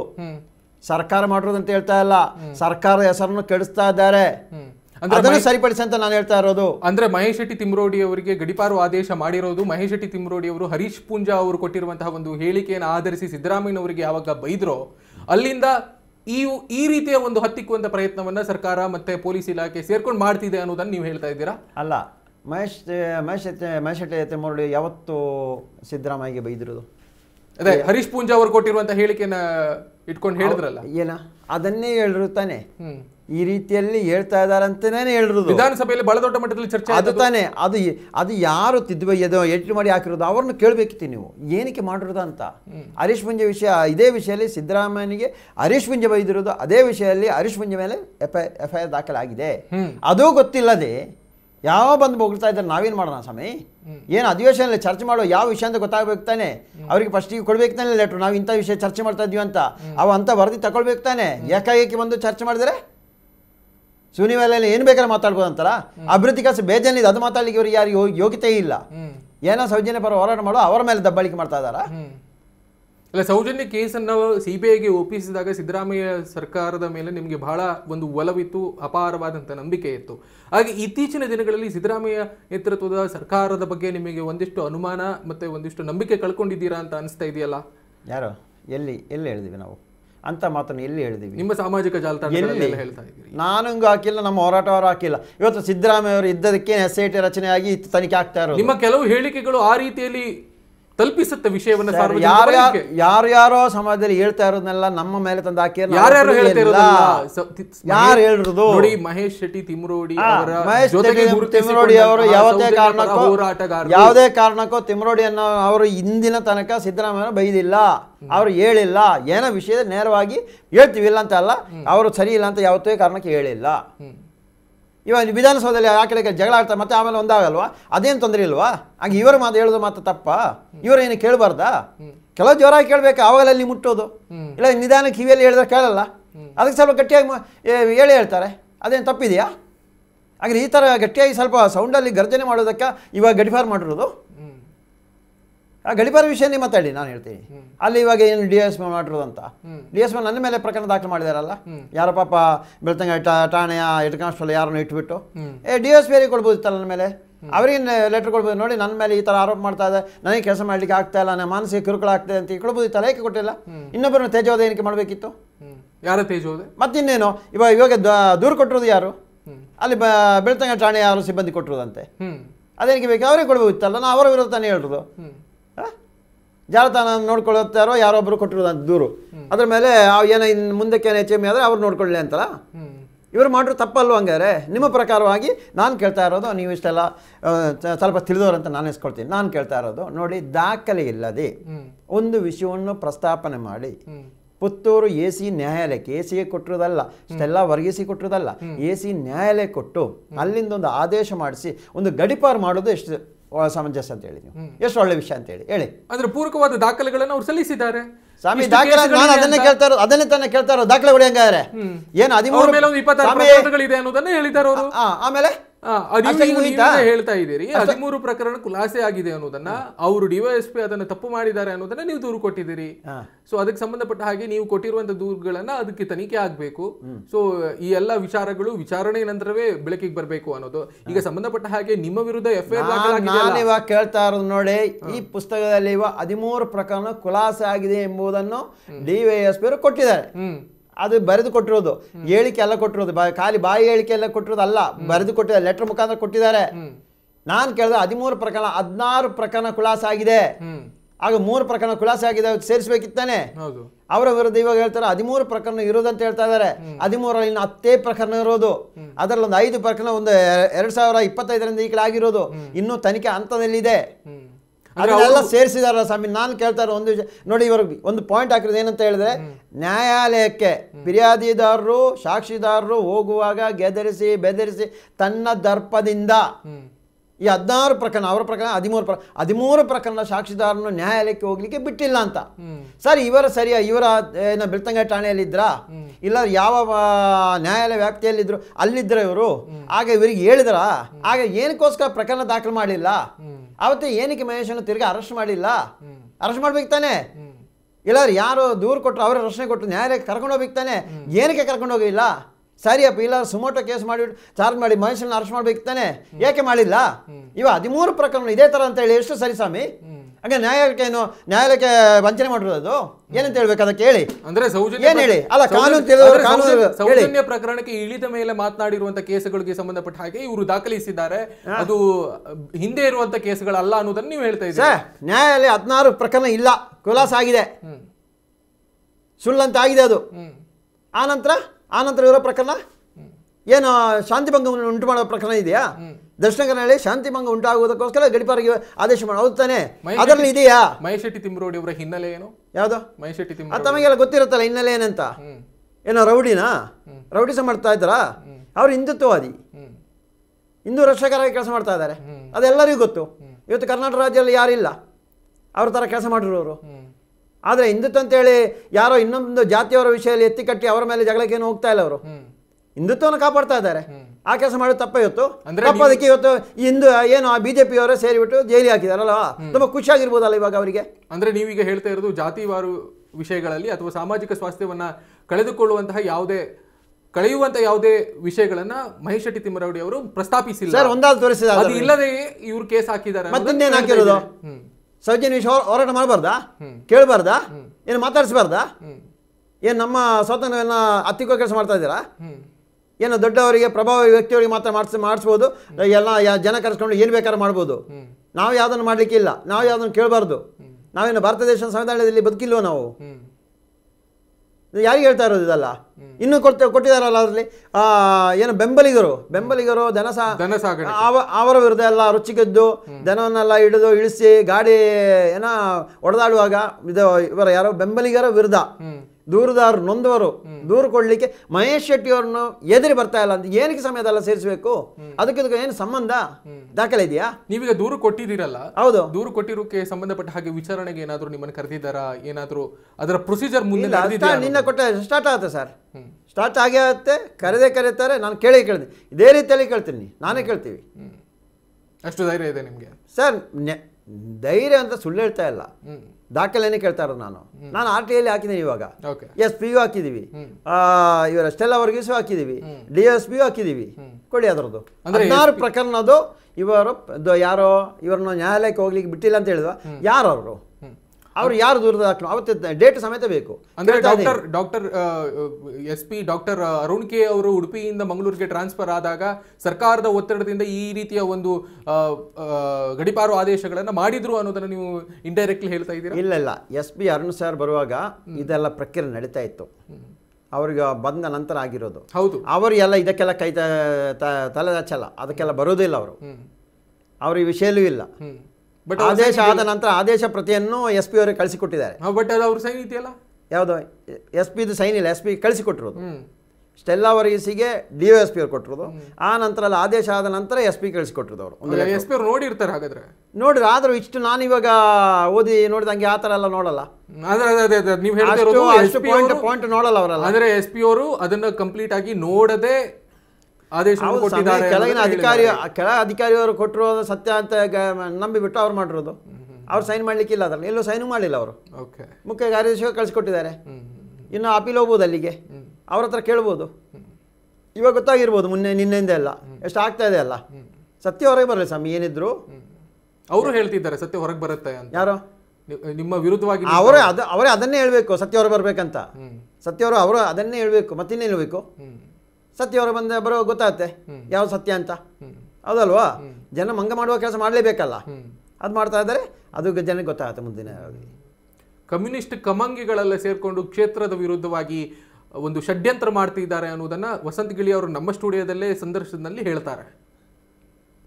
ಅವನಿಗೆ ಮೊದಲೇ ಹೇಳಿ ಯಾವ ಜಾತಿ ಅಂತ ಹೇಳಿ ಅಂತ ಕೇಳಿ ಅವನಿಗೆ, ಅವನ ಯೋಗ್ಯತೆಗೆ ನನ್ನ ಅತ್ತೆ ತಂಗಿ ಪದ್ಮಲತಾನು ವಸಂತ ಅಂತೇಳಿ ಒಬ್ಬ ಪ್ರೀತಿ ಮಾಡ್ತಾ ಇದ್ದ, ಅದಕ್ಕೆ ಅವ್ರ ಅಪ್ಪ ಸಾಯಿಸ್ಲಿ ಅಂತ ಹೇಳ್ತಾ ಅವನ ಯೋಗ್ಯತೆಗೆ ಇನ್ನೊಂದು ಸಾರಿ ಕರೀರಿ ಸ್ಟುಡಿಯೋ, ನಾನು ಬರ್ತೀನಿ ಅವಾಗ, ಇನ್ನೊಂದು ಸಾರಿ ನಮ್ಮ ಸುದ್ದಿ ಎತ್ತಬಾರ್ದವ ಅನ್ನೋ ಯೋಗ್ಯತೆಗೆ ಫಸ್ಟ್ ಹೆಣ್ಮಕ್ಳಿಗೆ ಗೌರವ ಕೊಡಿ ಅಂತ ಹೇಳಿ. ವಸಂತ ಗಿಳಿಯಾರು ಮತ್ತು ನಿಮಗೆ ಒಂದು ವೇದಿಕೆಯನ್ನು ಕರ್ನಾಟಕ ನ್ಯೂಸ್ ಬೀಟ್ ತಯಾರು ಮಾಡಿದ್ರೆ ಅಥವಾ ಸಿದ್ಧತೆ ಮಾಡಿದ್ರೆ ನೀವು ಅವರ ಜೊತೆ ಸಂದರ್ಶನಕ್ಕೆ ಕೂರೋದಕ್ಕೆ ನೀವು ರೆಡಿ ಇದ್ದೀರಾ? ರೆಡಿ ಇದ್ರೆ ಮಾತಾಡಿಸ್ತೀನಿ ನಾನು. ಅದು ಅಷ್ಟು ಯೋಗ್ಯತೆ ಕಟ್ಟೋಣ ಮಾತಾಡೋ ನಾವು ಸರಿಯಲ್ಲ, ನಾವು ಹೇಳ್ತಾ ಇರ್ತೀವಿ ನಮ್ಮ ಒಟ್ಟಿಗಿರೋರು, ಬೇಡ ಭಿಕ್ಷುಕನ್ನು ಕರೆಸಿಕೊಂಡು ಮಾತಾಡೋಣ, ಈ ವಿಷಯ ಗೊತ್ತಿದ್ದರೆ. ಯಾವುದು ಎಂಜಲು ಕಾಸಿಗೆ ಕೈ ಚಾಚಿ ಹೋಗಿ ಮಾತಾಡ್ತಾರೋ ಅವ್ರ ಹತ್ರ ಮಾತಾಡಲಿಕ್ಕೆ ನಾವು ಹೋಗಲ್ಲ. ಅದಕ್ಕೆ ತಾನೇ ಕೆಲವೊಂದು ಮಾಧ್ಯಮ ನಾವು ಹೋಗ್ತಾ ಇಲ್ವ, ಏಕೆ ಒಂದು ಕಡೆಯಿಂದ ನಮ್ಮ ಹತ್ರ ಒಂದು ವರದಿ ತಗೊಳ್ಳೋದು, ಮಾತಾಡ್ಸಿ ಆಮೇಲೆ ಎಡಿಟ್ ಮಾಡಿ ಹಾಕೋದು, ದುಡ್ಡು ಮಾಡೋ ಕೆಲಸ ಒಂದು ಕಡೆಯಿಂದ ನಡೀತಾ ಇದೆ. ಮತ್ತೆ ನೀವು ಇವತ್ತು ಕರೆಯೋದಕ್ಕೆ ನಾನು ಏನೋ ಒಂದು ಬಂದೆ, ನಾನೆಲ್ಲ ಯಾವುದಕ್ಕೂ ಹೋಗ್ತಾ ಇಲ್ಲ, ಏನು ಬೇಕು ಒಂದು ವಿಡಿಯೋ ಮಾಡಿ ಹಾಕಿಬಿಡ್ತಾ ಇದ್ದೀವಿ ನಾವು. ಅವರೆಲ್ಲ ಅಂಥವ್ರು ಎಂಜಲ್ ಕಾಸು ತಿಂದು ಬದುಕೋರು, ಅಂಥ ಕೆಲಸ ನಾವು ಮಾಡ್ತಾ ಇಲ್ಲ. ಬೇಡ ಸ್ವಾಮಿ, ವಸಂತ ಗಿಳಿಯರು ಬೇಡ, ಹರ್ಷೇಂದ್ರ ಹೆಗಡೆ ಕರೀರಿ, ಹರ್ಷೇಂದ್ರ ಕರೆಸಿ ಕೂರಿಸ್ತೀರಾ ಅದು ಮಾಡಿ. ಯಾವ ಕರೆಸ್ತೀರಿ ಹೇಳಿ, ಯಾವ ಕರೆಸ್ತೀರಿ ಅಂತ ಹೇಳಿ, ಕರೆಸಿದ್ರೆ ಬರ್ತೀರಿ, ಕರೆಸಿ. ಅವ ಬರುವ ಮುಂಚೆ ನಾನು ಬಂದಿರ್ತೀನಿ ಇಲ್ಲಿ, ಇನ್ನೇನು ಬೇಕು ಅವ್ರನ್ನ ಕರೆಸಿ. ಹರ್ಷೇಂದ್ರ ಹೆಗಡೆ ಅಂತ ಇದ್ದಾನಲ್ಲ ಅವನು ಕರೆಸಿ. ಅಂದ್ರೆ ನೇರವಾಗಿ ನೀವು ಅವರು ಅಪರಾಧಿ ಅನ್ನೋದನ್ನ ನೀವು ಕರೆಸಿ ಸ್ವಾಮಿ, ಇಂಡೈರೆಕ್ಟ್ಲಿ ಹೇಳ್ತಾ ಇದ್ದೀರಿ ನೀವು. ಸ್ವಾಮಿ ಅವ್ರನ್ನ ಕರೆಸಿ ಸ್ವಾಮಿ, ಅವ್ರನ್ನ ಕರೆಸಿ. ಪದ್ಮಲತಾ ಕೊಲೆ ಮಾಡಿರೋದು, ಪದ್ಮಲ ಅಪಹರಣ ಮಾಡೋದು ಯಾರಂತ ಹೇಳ್ತೀನಿ, ಅವ್ರನ್ನ ಕರೆಸಿ. ಧರ್ಮಾಧಿಕಾರಿಗಳ ತಮ್ಮನ ಮೇಲೆ ನಿಮ್ಗೆ ಏನು ದ್ವೇಷ? ಸ್ವಾಮಿ ಪದ್ಮಲತಾ ಪ್ರಕರಣ ನಾನು ಹೇಳ್ತೀನಿ, ಅವಾಗ ನನಗೆ ದ್ವೇಷ ಇಲ್ಲ ಏನಿಲ್ಲ, ಅವಾಗ ನಾನು ಹೇಳ್ತೀನಿ ಪದ್ಮಲದ ವಿಷಯ ಏನೆಂಬುದನ್ನು. ಕರೆಸಿ ಅವನು, ಕರೆಸ್ತೀರಾ? ಯಾವ ಕರೆಸ್ತೀರಿ ಹೇಳಿ? ಪದ್ಮಲತಾ ಯಾವಾಗ ಹರ್ಷೇಂದ್ರ ಹೆಗಡೆ ಯಾವಾಗ ಕರೆಸ್ತೀರಿ ಇಲ್ಲಿಗೆ? ಯಾವಾಗ ಕರೆಸ್ತೀರಿ ಕಳಿಸಿ, ಅವತ್ತು ನಾನು ಮಾತಾಡ್ತೀನಿ. ಏನಾ ಈ ಎಂಜಲ್ ಕಾಸಿ ಕೈ ಚಾಚಿ ಎಲ್ಲ ಹೋಗುವವರ ಹತ್ರ ಮಾತಾಡ್ಲಿಕ್ಕಿರೋನಲ್ಲ ನಾನು, ಅಂತ ಹೊಲಸು ಅಂದ್ರೆ ಹರ್ಷೇಂದ್ರ ಅವರು ಎಂಜಲ್ ಕಾಸು ಹಾಕ್ತಿದ್ದಾರೆ ಇವ್ರಿಗೆ ಅಂತ ಹೇಳ್ತಾರೆ ಸ್ವಾಮಿ. ಅವನಿಗೆ ನಾನು ಹೇಳಿಲ್ಲ, ಇನ್ನೊಬ್ಬರಿಗೆ ಹೇಳಿದಾರಲ್ಲ ನೀವು, ಯಾರೋ ಹೆಸರಿಸ್ತಾ ಇದಾರಲ್ಲ ಅವನಿಗೆ ಹೇಳ್ತಾ ಇರೋದು. ಹರ್ಷೇಂದ್ರ ಕರೆಸಿ ಕೂರಿಸಿ, ಎಂಜಲ್ ಕಾಸು ಬೇಡ ಸ್ವಾಮಿ, ಹರ್ಷೇಂದ್ರ ಕರೆಸಿ ಕೂರಿಸಿ, ಅವನಿಗೆ ಗೊತ್ತಿರುತ್ತೆ ಯಾರ ಕೈಯಿಂದ ತಿಂದಿರೋದಂತ, ಯಾರು ತಿಂದಿರೋದು ಅವನಿಗೆ ಗೊತ್ತಿರುತ್ತೆ, ಯಾರ ಕೈಯಿಂದ ತಿಂದಿರೋದಂತ, ಯಾವುದಕ್ಕ ಮಾತಾಡ್ತಾ ಇರೋದಂತ. ನಮ್ಮ ಸುದ್ದಿಗೆ ಬರಬೇಡಿ, ಅವ ನಮ್ಮ ಫ್ಯಾಮಿಲಿ ವಿಷಯ ಕೈ ಹಾಕಬೇಡಿ, ಅಷ್ಟೇ ಹೇಳ್ತಾ ಇರೋದು. ಅಂದ್ರೆ ಪದ್ಮಲತಾಳಿಗೂ ಮತ್ತೆ ನಿಮ್ಗೆ ಒಂದು ಕೌಟುಂಬಿಕ ಸಂಬಂಧ ಇದೆ? ಹೌದು, ನನ್ನ ಅತ್ತೆ ತಂಗಿ 2013 ಇದ್ರು ಮಂಗಳೂರಲ್ಲಿ ಅವರಪ್ಪ ಹೋರಾಟಕ್ಕೆ, ನಾವು ಒಟ್ಟಿಗೆ ಇದ್ದೆ ಅವತ್ತು. ಇನ್ನೇನು ಬೇಕು? ನೀವು ಆ ಸಂದರ್ಭದಲ್ಲಿ ಹೋರಾಟ ಏನಾದರೂ ಮಾಡಿದ್ದೀರಾ? ಏನೇ ಎಷ್ಟಾಯ್ತು ಅಷ್ಟು, ನಮ್ಮಿಂದ ಎಷ್ಟಾಯ್ತು ಅಷ್ಟು ಮಾಡಿದ್ದೀವಿ. ಸೌಜನ್ಯ ಕೇಸ್ ಆದಾಗ ಜಯಂತ್ ಟಿ ಅವರು ಎಲ್ಲಿ ಇದ್ರು, ಮತ್ತೆ ಆ ಟೈಮಲ್ಲಿ ಹೆಚ್ಚಾಗಿ ಜಯಂತ್ ಟಿ ಅವರು ಕಾಣಿಸ್ಕೊಂಡಿಲ್ಲ ಅಲ್ಲ, ಇತ್ತೀಚೆಗೆ ಹೆಚ್ಚಾಗಿ ಕಾಣಿಸ್ಕೊಳ್ತಿದ್ದಾರೆ. SIT ತನಿಖೆ ಆರಂಭ ಆದಮೇಲೆ ಜಯಂತ್ ಟಿ ಅನ್ನೋರೊಬ್ರು ಬರ್ತಾರೆ, ದೂರನ್ನು ಕೊಡ್ತಾರೆ. ಈ ಹಿಂದೆ ಎಲ್ಲೂ ಅಷ್ಟಾಗಿ ಕಾಣಿಸ್ಕೊಂಡಿಲ್ಲ. ಎಲ್ಲಿದ್ರಿ, ಏನ್ ಮಾಡ್ತಿದ್ರಿ? ಈ ಸೌಜನ್ಯ ಕೇಸಲ್ಲಿ ಇದ್ರ ನೀವು ಏನು ಎತ್ತ? ತಮಗೆ ಎಷ್ಟು ಏಜು? ಯಾಕದು? ಅದು ಹೇಳಿ, ಯಾಕದು ಅಂದಾಜು ಹೇಳಿ, ಯಾಕದು ಯಾರು ಹೇಳಿ, ನಾನು ಹೇಳ್ತೀನಿ. ಎಷ್ಟೋ ಒಂದು 30-40 ವರ್ಷ, ಅವ ಒಂದು 30-40 ವರ್ಷ ಆಗ್ಲಿ ರೀ. ಒಂದು 20 ವರ್ಷ ಹಿಂದೆ ಎಲ್ಲಿದ್ದೀರಿ? ಈ ಸ್ಟುಡಿಯೋ ಬರ್ಲಿಕ್ಕೆ ಆಯ್ತಾ? ಸ್ಟುಡಿಯೋ ಬರ್ಲಿಕ್ಕೆ ಆಯ್ತಾ? ಇಲ್ಲ ತಾನೆ? ಅದೇ ಥರನೇ ನಮ್ಮದು ಅದೇ ಪರಿಸ್ಥಿತಿಯಲ್ಲಿ ಇರ್ಬೋದಿತ್ತು, ಆಲೋಚನೆ ಮಾಡಿ ಅಷ್ಟೇ. ಅವತ್ತೇ ನಾವು ಬರ್ಬೇಕಂತೇನಿಲ್ಲ, ನಮ್ಮ ಒಂದು ಏಜಿಗೆ ಬರುವಾಗ ನಮಗೆ ಮಾತಾಡಲಿಕ್ಕೆ ಆವಾಗ ಬರ್ತೀವಿ. ಯಾವ ಸಂದರ್ಭ ದೇವರು ಅದನ್ನು ದೇವರು ಕಣ್ಗಾಣಿಸಬೇಕು, ಯಾವ ಬರಬೇಕು ಹೋಗ್ಬೇಕಂತ. ನಾವಾಗಿ ಇದಕ್ಕೆ ಬಂದಿರೋದಲ್ಲ, ಯಾರು ಎಂಜಲ್ ಕಾಸು ಕೈ ಚಾಚಿ ಬಂದವನಲ್ಲ. ನಿಯತ್ತಾಗಿ ಇವತ್ತು ಹೋರಾಟ ಮಾಡ್ತಾ ಇದ್ದೀನಿ, ಅದಕ್ಕೆ ನಿಯತ್ತಾಗಿ ಇವತ್ತು ನಿಮ್ಮ ಮದ್ದು ಬಂದು ನಿಂತೀನಿ. ಅಂದ್ರೆ ಮಂಜುನಾಥನೇ ನಿಮ್ಮನ್ನ ಕರೆಸಿದ್ದಾರೆ ಈ ಪ್ರಕರಣಕ್ಕೆ ಅಂತ? 100%. ಅದರಲ್ಲಿ ಎರಡು ಮಾತಿಲ್ಲ. ನಿಮ್ಮ ಬ್ಯಾಕ್ ಗ್ರೌಂಡ್ ಕಮ್ಯುನಿಸ್ಟಾ? ಅದು ಕೇಳುವವರಿಗೆ ಹೇಳಿ. ದೇವರ ಮೇಲೆ ನಂಬಿಕೆ ಇದೆ ನಿಮಗೆ? ದೇವರ ಮೇಲೆ ನಂಬಿಕೆ ಇಲ್ಲ. ಬನ್ನಿ, ನಾನು ಬೆಂಗಳೂರೊಂದು ದೇವಸ್ಥಾನ ಕಟ್ತಾ ಇದ್ದೀನಿ, ಅದು ತೋರಿಸ್ಕೊಡ್ತೀನಿ. ಇಲ್ಲ ಕಳಬದಲ್ಲಿ ನಾನು ಇನ್ನೊಂದು ಜಮೀನಿದೆ, ಅಲ್ಲೊಂದು ದೇವಸ್ಥಾನ ಕಟ್ಟಲಿಕ್ಕೆ ಎಲ್ಲ ಪ್ಲಾನ್ ಮಾಡ್ತಾ ಇದ್ದೀವಿ. ಕಮ್ಯುನಿಸ್ಟ್ ಅವರು ದೇವಸ್ಥಾನಕ್ಕೆ, ಕೆಲವರಿಗೆ ಒಂದು ಚಿಂತೆ ಇದೆ, ಕಮ್ಯುನಿಸ್ಟ್ ಅವರು ದೇವಸ್ಥಾನಕ್ಕೆ ಹೋಗಲ್ಲ ಅಂತ. ಹೌದಾ? ಹಂಗೇನೂ ಇದೆಯಾ? ಗೊತ್ತಿಲ್ಲ. ಅದು ಒಂದು ಸ್ವಲ್ಪ ನಾಸ್ತಿಕವಾದಿಗಳು ಅಂತ ಹೇಳೋದು, ಅದು ನನಗೆ ಗೊತ್ತಿಲ್ಲ. ಅದಕ್ಕೆಲ್ಲ ನಾನು ತಲೆ ಹಾಕೋ ವಿಷಯನೇ ಇಲ್ಲ, ಆ ಥರ ತಲೆ ಕೆಡಿಸೋದೇ ಇಲ್ಲ ಅಂತ ಕೆಲವೆಲ್ಲ. ನಂದು ಕೆಲಸ ಏನಿದೆ ಅದು ಮಾಡ್ತಾ ಇರ್ತೀನಿ. ನೇರವಾಗಿ ಏನೋ ಮಾತಾಡಿದ್ರೆ ಅಷ್ಟು ಕಮ್ಯುನಿಸ್ಟು ಅಲ್ವಾ? ಈ ರೀತಿಯಲ್ಲಿದೆ, ಅದಕ್ಕೆಲ್ಲ ತಲೆ ಕೆಡಿಸಲ್ಲ. ಹುಚ್ಚರಿಗೆಲ್ಲ ಹುಚ್ಚರ ಮಾತಿಗೆಲ್ಲ ನಾನು ತಲೆ ಕೆಡಿಸೋನಲ್ಲ. ನಾನು ನಂದೇ ರೂಟಲ್ಲಿ ನೇರವಾಗಿ ಹೇಳ್ತಾರೆ ಅವರು, ಕಮ್ಯುನಿಸ್ಟ್ ಕಮಂಗಿಗಳು ನೀವೆಲ್ಲ. ಯಾವನು ಹೇಳುದು? ಅವನ ಯೋಗ್ಯತೆಗೆ ಯಾವನು ಹೇಳುದು? ಅವನ ಯೋಗ್ಯತೆ ಫಸ್ಟ್ ಅವನೇ ಯಾವಂತ ಕೇಳಿ ಅವನಿಗೆ, ಆ ನಂತರ ನನ್ನ ಹತ್ರ ಬಂದು ಮಾತಾಡಲಿಕ್ಕೆ. ಅವನ ಯೋಗ್ಯತೆ ಅದರಲ್ಲಿ ಗೊತ್ತಾಗತ್ತೆ, ಕಮ್ಯುನಿಸ್ಟ್ ಅಂತ ಹೇಳುವನು. ಅಂದ್ರೆ ಮಂಜುನಾಥನ ಗಣ ನೀವು ಅನ್ನೋದನ್ನ ನೀವು ಇಂಡೈರೆಕ್ಟ್ಲಿ ಹೇಳ್ತಾ ಇದ್ದೀರಿ. ಅದು ಗಣ ಅಲ್ಲದು ಗೊತ್ತಿಲ್ಲ, ಆದರೆ ನಾನು ಬಂದಿರೋ ಮಂಜುನಾಥ ಕೃಪೆಯಿಂದ ಬಂದಿರೋದು, ಅವರೇ ನಾನು ನಿಲ್ಲಿಸಿರೋದು. ಅವರ ಆ ಒಂದು ಆಶೀರ್ವಾದದಿಂದ ನಾನು ಇವತ್ತು ಈ ಹೋರಾಟ ನಿಂತಿದ್ದೀನಿ. ಮಂಜುನಾಥ ಅಲ್ಲೆಲ್ಲೋ ಇಂದ ಅಂದ್ರೆ ಕೈಲಾಸದಿಂದ ದರೆಗಿಳಿಸಿದ ಅವತಾರ ಪುರುಷನ ನೀವು ಹಾಗಾದ್ರೆ ಆಗಿರ್ಬೋದು, ಮುಂದಕ್ಕೆ ಗೊತ್ತಾಗುತ್ತೆ, ಇವಾಗ ಬೇಕಂತಿಲ್ಲ, ಮುಂದೊಂದು ದಿನ ಗೊತ್ತಾಗುತ್ತೆ. ಹಂಗಾದ್ರೆ ಅದೇ ರೀತಿ ತಾವು ಏನು ಹೇಳ್ತೀರ ಅದು ಅಷ್ಟೇ, ನಾನಾಗಿ ಹೇಳ್ತಾ ಇಲ್ಲ. ಇವಾಗ ನಾಳೆ ಅದನ್ನು ಹೇಳ್ಬೋದು, ಅವಂತ ಹೇಳ್ತಾ ಇದ್ದಾನೆ ಅಂತ, ಅದನ್ನು ಹೇಳುವಂಥ ದೊಡ್ಡ ವ್ಯಕ್ತಿ ಅಲ್ಲ ನಾನು. ಓಕೆ, ಈಗ ಧರ್ಮಸ್ಥಳದ ಪ್ರಕರಣದ ಸುತ್ತ ಮತ್ತೊಂದು ವಿಷಯ ಬಹಳ ದೊಡ್ಡ ಮಟ್ಟದಲ್ಲಿ ಕೇಳ್ತಾ ಇರೋದು, ಅಲ್ಲಿ ಅಂಗಾಂಗ ಎಕ್ಸ್ಪೋರ್ಟ್ ಆಗ್ತಾ ಇದೆ, ಅಂದರೆ ವೈಟ್ ಕಾಲರ್ ದಂಧೆ ಕೂಡ ಆಗ್ತಾ ಇದೆ ಅನ್ನುವ ಆರೋಪ ಗಿರೀಶ್ ಮಠಣ್ಣವರು ಮಾಡ್ತಾ ಇದ್ದಾರೆ. ಸೊ ಇದು ಹೌದಾ? ಅಂದರೆ ಖಾಸಗಿ ಆಸ್ಪತ್ರೆಗೆ ಹೋಗಿ ಒಂದು ಪೋಸ್ಟ್ ಮಾರ್ಟಮ್ಗಳು ಸಾಕಷ್ಟು ಶವಗಳು ಅಲ್ಲಿ ಹೋಗಿದೆ, ಅದಕ್ಕೆ ಹಿನ್ನೆಲೆ ಆಗಿ ನಿಂತವರು ನೀವು ಹೇಳ್ತಿರುವ ಆರೋಪಿ ಅಂತ ಹೇಳ್ತಾ ಇದ್ದಾರೆ, ಹೌದಾ ಇದು? ನಾವು ಹೇಳ್ತಾರೋ ಆರೋಪಿ ಆ ಥರ ಎಲ್ಲೋ ಅವ್ರು ಹೇಳಿಲ್ಲ. ಅವ್ರು ಹೋಗ್ತಾ ಇರೋ ವಿಷಯ ಹೇಳಿ ಏನು ದಾಖಲೆ ಇದೆ ದಾಖಲೆಯನ್ನು ಬಿಡಿಸಿ ಹೇಳಿದ್ದಾರೆ. ಈಗ ಮಂಗಳೂರು KSIಗಳಿಗೆ 2014-13 ಒಂದು 70 ಅಸಹಜ ಅನುಮಾನ ವ್ಯಕ್ತಪಡಿಸಿದ್ದಾರೆ. ಅನುಮಾನ ದಾಖಲೆಯನ್ನು ಹೇಳಿದ್ರು, ಅನುಮಾನ ದಾಖಲೆಯನ್ನು ಹಿಡ್ಕೊಂಡು ಅನುಮಾನವನ್ನು ವ್ಯಕ್ತಪಡಿಸಿದ್ದಾರೆ. ಅನುಮಾನ ಇಲ್ಲ ಅಲ್ಲಿ, ಅನುಮಾನ ಹೆಂಗಾಗುತ್ತೆ ಸರ್? ಅನುಮಾನ ನಾವು ಹೇಳಿದ್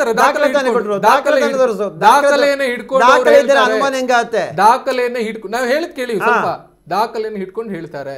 ಇದಕ್ಕೆ ಏನ್ ಲಿಂಕು, ಅಲ್ಲಿಗೆ ಯಾಕೆ ಕಳಿಸಿದ್ರು, ಯಾಕೆ ಅಸಹಜ ಸಾವಿಗೆ ಈಡಾಗಿರುವಂತ ಶವಗಳನ್ನ ಆ ಖಾಸಗಿ ಆಸ್ಪತ್ರೆಗೆ ಯಾಕೆ ಕಳಿಸಿದ್ರು ಅನ್ನೋದನ್ನ ಕೇಳ್ತಾರೆ. ಅಂದ್ರೆ ಏನು ಅನುಮಾನ ಅಲ್ಲ ಅಂತ ಯಾಕೆ ಹೇಳ್ತೀರಿ?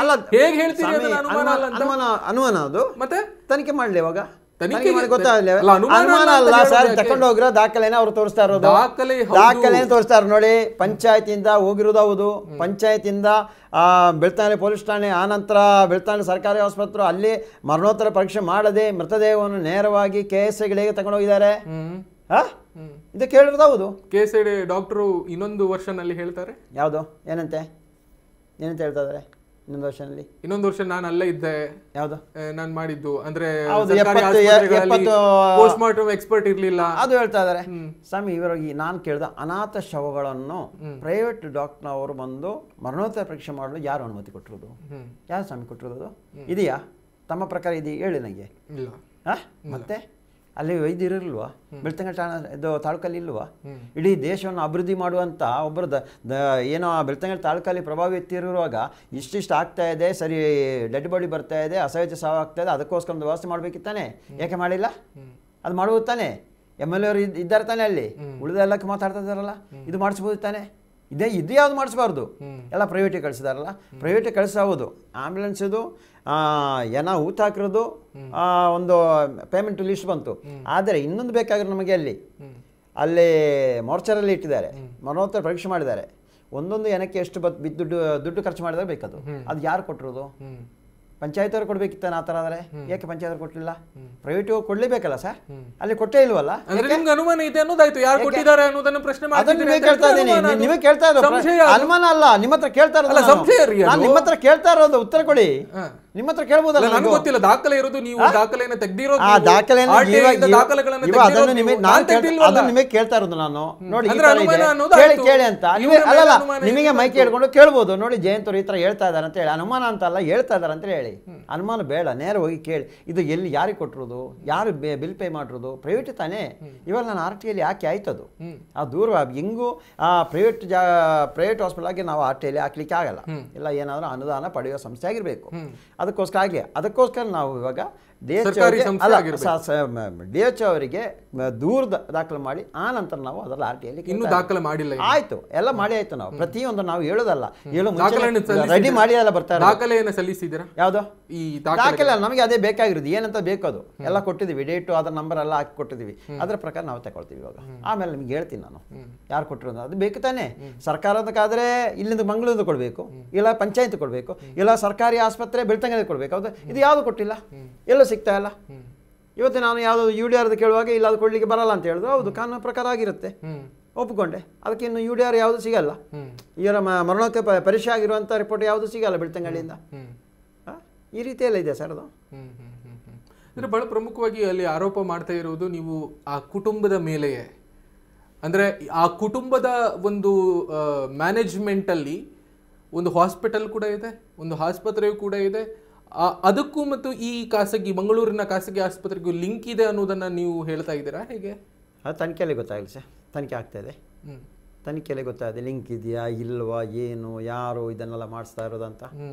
ಇದು ಮಾತ್ರ ಅಲ್ಲ, ಇನ್ನು ಕೆಲವೊಂದು ಅಲ್ಲಿ ಅಕ್ಕಪಕ್ಕದಲ್ಲಿ ಸಹ ಒಂದೊಂದು 2 ಆಶ್ರಮ ಇದೆ, ಅದು ಲಿಂಕ್ ಇದೆ. ಅದೆಲ್ಲ ಲಿಂಕ್ ಬರಲಿ, SIT ಮುಖಾಂತರ ಬಂದೇ ಬರುತ್ತೆ, ಸತ್ಯ ಹೊರಗೆ ಬರುತ್ತೆ ಅವಾಗ. ಎಲ್ಲೆಲ್ಲಿ ಏನೆಲ್ಲ ನಡೀತಾ ಇದೆ, ಅಂಗಾಂಗವನು ಕಳ್ಳತನ ಮಾಡೋ ಕೆಲಸ ಆಗ್ತಾ ಇತ್ತಾ ಇಲ್ಲವಾ ಅಲ್ವಾ?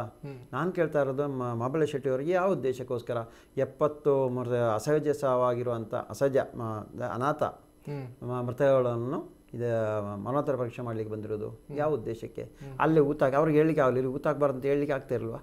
ಪ್ರೊಸೀಜರ್ ಅಲ್ವಾ ಅದು? ಮರಣೋತ್ತರ ಪರೀಕ್ಷೆ ಮಾಡಿದ ನಂತರ 5 ಜನ ಮಾಜರವ್ರು ಬೇಕಲ್ಲ, ಅವರಲ್ಲಿ ಎಲ್ಲಿದ್ದಾರೆ, ಯಾರದೆಲ್ಲ ಸಹಿ ಮಾಡಿರೋದು, ಎಲ್ಲದಕ್ಕೆ ಒಬ್ಬನೇ ಸಹಿ ಮಾಡಿರೋದಾ? ಇದೆಲ್ಲ ಆಗಬೇಕು. ಅವ್ರಿಗೆ ಜೀವ ಬೆದರಿಕೆ ಇದೆ ಅಂತ ಯಾರಿಗೆ? ಮಹಾಬಲೇಶ್ ಶೆಟ್ಟರಿಗೆ. ಅದು ಇವಾಗ ಮಾತಾಡುವಾಗ ಅದನ್ನು ಜೀವ ಬೆದರಿಕೆ ಅಂತ ಹೇಳಿದ್ರೆ ಅವರ ಎಜುಕೇಷನ್ ಏನು ನನಗೆ ಗೊತ್ತಾಗ್ತಾ ಇಲ್ಲ. ಅವ್ರು ನಾನೆನಿಸಿದೆ ಒಳ್ಳೆ ವಿದ್ಯಾವಂತರಂತ ಎಣಿಸಿದೆ, ಆದರೆ ಖಾಲಿ ಮಾತಲ್ಲೇ ಜೀವ ಬೆದರಿಕೆ ಅಂತ ಹೇಳಿದ್ರೆ ನಾವು ಈ ಮಾತಾಡಲಿಕ್ಕೆ ಗೊತ್ತಿಲ್ಲ ಅದು ಯಾವ ರೀತಿ ಬೆದರಿಕೆ ಅಂತ. ನಾನೆಲ್ಲೂ ಕೇಳಿಸಿಲ್ಲ. ನಾನು ಆ ವಿಡಿಯೋ ಮಾಡುವ ನಾನು ಪಕ್ಕದಲ್ಲಿದ್ದೆ, ಗಿರೀಶ್ ಅವರ ಪಕ್ಕದಲ್ಲಿದ್ದೆ. ಅದರಲ್ಲಿ ಜೀವ ಬೆದರಿಕೆ ಅಂತ ಹೇಳಿ ಭಯ ಬೀಳಿಸುವಂಥ ಏನು ಮಾತುಗಳನ್ನು ಹೇಳಿಲ್ಲ.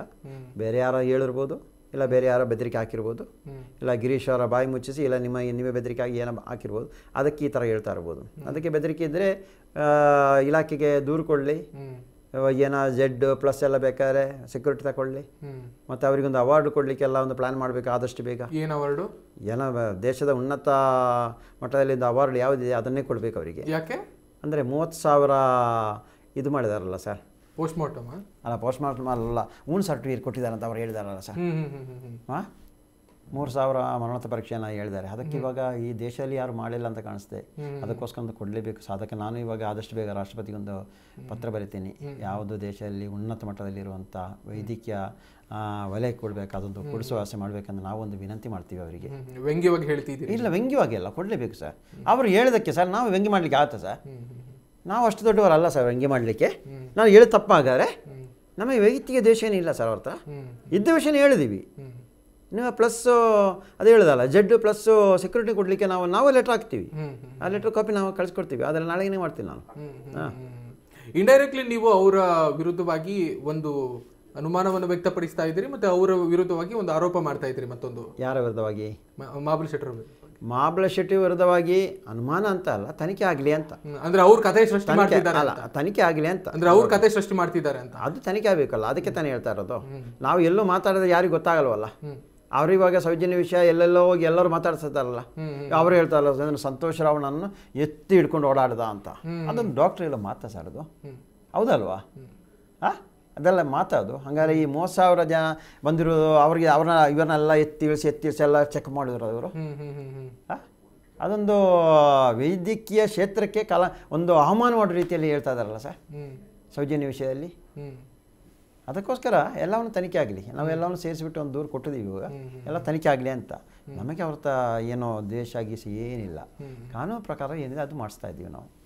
ವಸಂತ ಗಿಳಿಯಾರ್ ಮತ್ತೆ ಉಳಿದ ಅವರ ಸಹಚರರೆಲ್ಲರೂ ಕೂಡ ಹೇಳ್ತಾ ಇರೋದು ಮಹೇಶ್ ಶೆಟ್ಟಿ ಆ್ಯಂಡ್ ಟೀಮ್. ಅವರು ಸ್ಪಷ್ಟವಾಗಿ ಹೇಳ್ತಾರೆ ಮಹೇಶ್ ಶೆಟ್ಟಿ ಆ್ಯಂಡ್ ಗ್ಯಾಂಗ್ ಅಂತ ಹೇಳ್ತಾರೆ. ಅವರು ಕತೆ ಸೃಷ್ಟಿಸಿದ್ದಾರೆ ಈ ವಿಷಯದಲ್ಲಿ. ಯಾವ ವಿಷಯದಲ್ಲಿ? ಸೌಜನ್ಯ ಕೇಸ್ನ ವಿಷಯದಲ್ಲಿ, ಈ ಬುರುಡೆ ಪ್ರಕರಣದಲ್ಲಿ. ಅಲ್ಲ, ಸೌಜನ್ಯ ಸತ್ತಿಲ್ಲ, ಸೌಜನ್ಯ ಅತ್ಯಾಚಾರ ಮಾಡಿಲ್ಲ ಅಲ್ಲ, ಸೌಜನ್ಯ ಮಣ್ಣಸಂಕಾಲಿ ಮೃತ ಸಿಗಿಲ್ಲ. ಅದೇ ತಾನೇ ಹೇಳ್ತಾ ಇರೋದು ತಾವು, ಅದೇ ತಾನೇ ಹೇಳ್ತಾ ಇರೋದು. ಮತ್ತಿನ್ನೇನು? ಆಯಿತು, ಅವರ ಪ್ರಕಾರ ಜನಕ್ಕೆ ಗೊತ್ತಿರ್ಬೋದಲ್ಲ, ನಾವೇನೇನು ಇರಬೇಕು ಇದಕ್ಕೆ ಉತ್ತರ ನಾವು ಕೊಡಬೇಕಾ? ಜನಕ್ಕೆ ಗೊತ್ತಿರುತ್ತೆ. ಹಂಗಾರೆ ಸೌಜನ್ಯ ಸತ್ತಿಲ್ಲ, ಅಲ್ಲಿ ಮೃತ ಸಿಕ್ಕಿಲ್ಲ, ಗುಂಪು ಅತ್ಯಾಚಾರ ಮಾಡಿಲ್ಲ, ಯಾವುದು ಕುಸುಮಕ್ಕವರ ಮಗಳಲ್ಲ, ಅವು ಹೇಳೋ ಪ್ರಕಾರ ಅದು ತಾನೇ. ಮತ್ತಿನ್ನೇನು ಸರ್? ಅಲ್ಲಿ ಸಿಕ್ಕಿರೋದಲ್ಲ ಗೊಂಬೆ, ಅವನ ಅಕ್ಕ ತಂಗಿ ಯಾರಲ್ಲ ಸಿಕ್ಕಿರೋದು. ಸ್ನೇಹಮಯಿ ಕೃಷ್ಣ ಇನ್ನೊಂದು ದೊಡ್ಡ ಆರೋಪ ಮಾಡ್ತಾರೆ. ಅವರ ತಾಯಿಗೆ ಯಾರು ಅತ್ಯಾಚಾರ ಮಾಡಿದ್ದಾರೆ ಅನ್ನೋದು ಗೊತ್ತು, ಅವರ ಮಾವನೇ ಅಂದ್ರೆ ಸೌಜನ್ಯಳ ಮಾವನೇ ಅತ್ಯಾಚಾರ ಮಾಡಿದ್ದಾನೆ ಅನ್ನೋದನ್ನ ದೂರರ್ಜಿ ಸಲ್ಲಿಸ್ತಾರೆ. 12 ಪುಟಗಳ ದೂರರ್ಜಿ ಸಲ್ಲಿಸ್ತಾರೆ ಸ್ನೇಹಮಯಿ ಕೃಷ್ಣ. ನಿಮ್ಗೆ ಗೊತ್ತಿದೆ, ಮುಡಾ ಪ್ರಕರಣದಲ್ಲಿ ದೊಡ್ಡ ಹೆಸರನ್ನು ಮಾಡಿದವರು. ಏನಾಯ್ತು ಮೂಡಾ ಪ್ರಕರಣ ದೊಡ್ಡ ಹೆಸರು ಮಾಡಿ? ಅದೇ ಹೇಳಿ, ಏನಾಯ್ತು ಹೇಳಿ.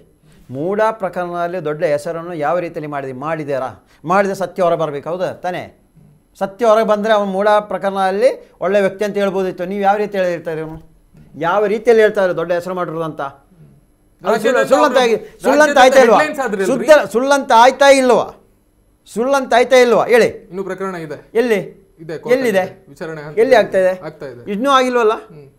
ಮತ್ತೆ ದೊಡ್ಡ ವ್ಯಕ್ತಿ ಯಾವ ಆಧಾರ ಮೇಲೆ ಹೇಳ್ತಾ ಇದ್ದೀರಿ? ಈ ಥರ ಏನೋ ವಿಠ್ಠಲಗೌಡರ ಮೇಲೆ ಒಂದು 12 ಪೇಜ್ 20 ಪೇಜ್ ಕಂಪ್ಲೇಂಟ್ ಬರ್ಕೊಟ್ರು ದೊಡ್ಡ ವ್ಯಕ್ತಿ ಅಂತ. ಅದೇ ತಪ್ಪು. ನನ್ನ ಮಾತನ್ನ ಹೇಳಿ.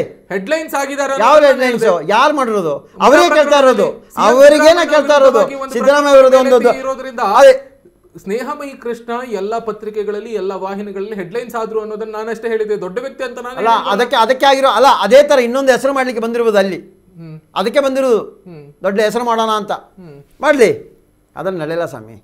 ಆ ಕ್ಷೇತ್ರದ ಮುಂದೆ ಇದು ಯಾವುದು ನಡೆಯಲ್ಲ. ಇವ್ರು ಏನೇ ಆಟ ಆಡಿದ್ರು ನಡೆಯಲ್ಲ. ಅಷ್ಟೇ ನಾನು ಹೇಳ್ತಾ ಇರೋದು.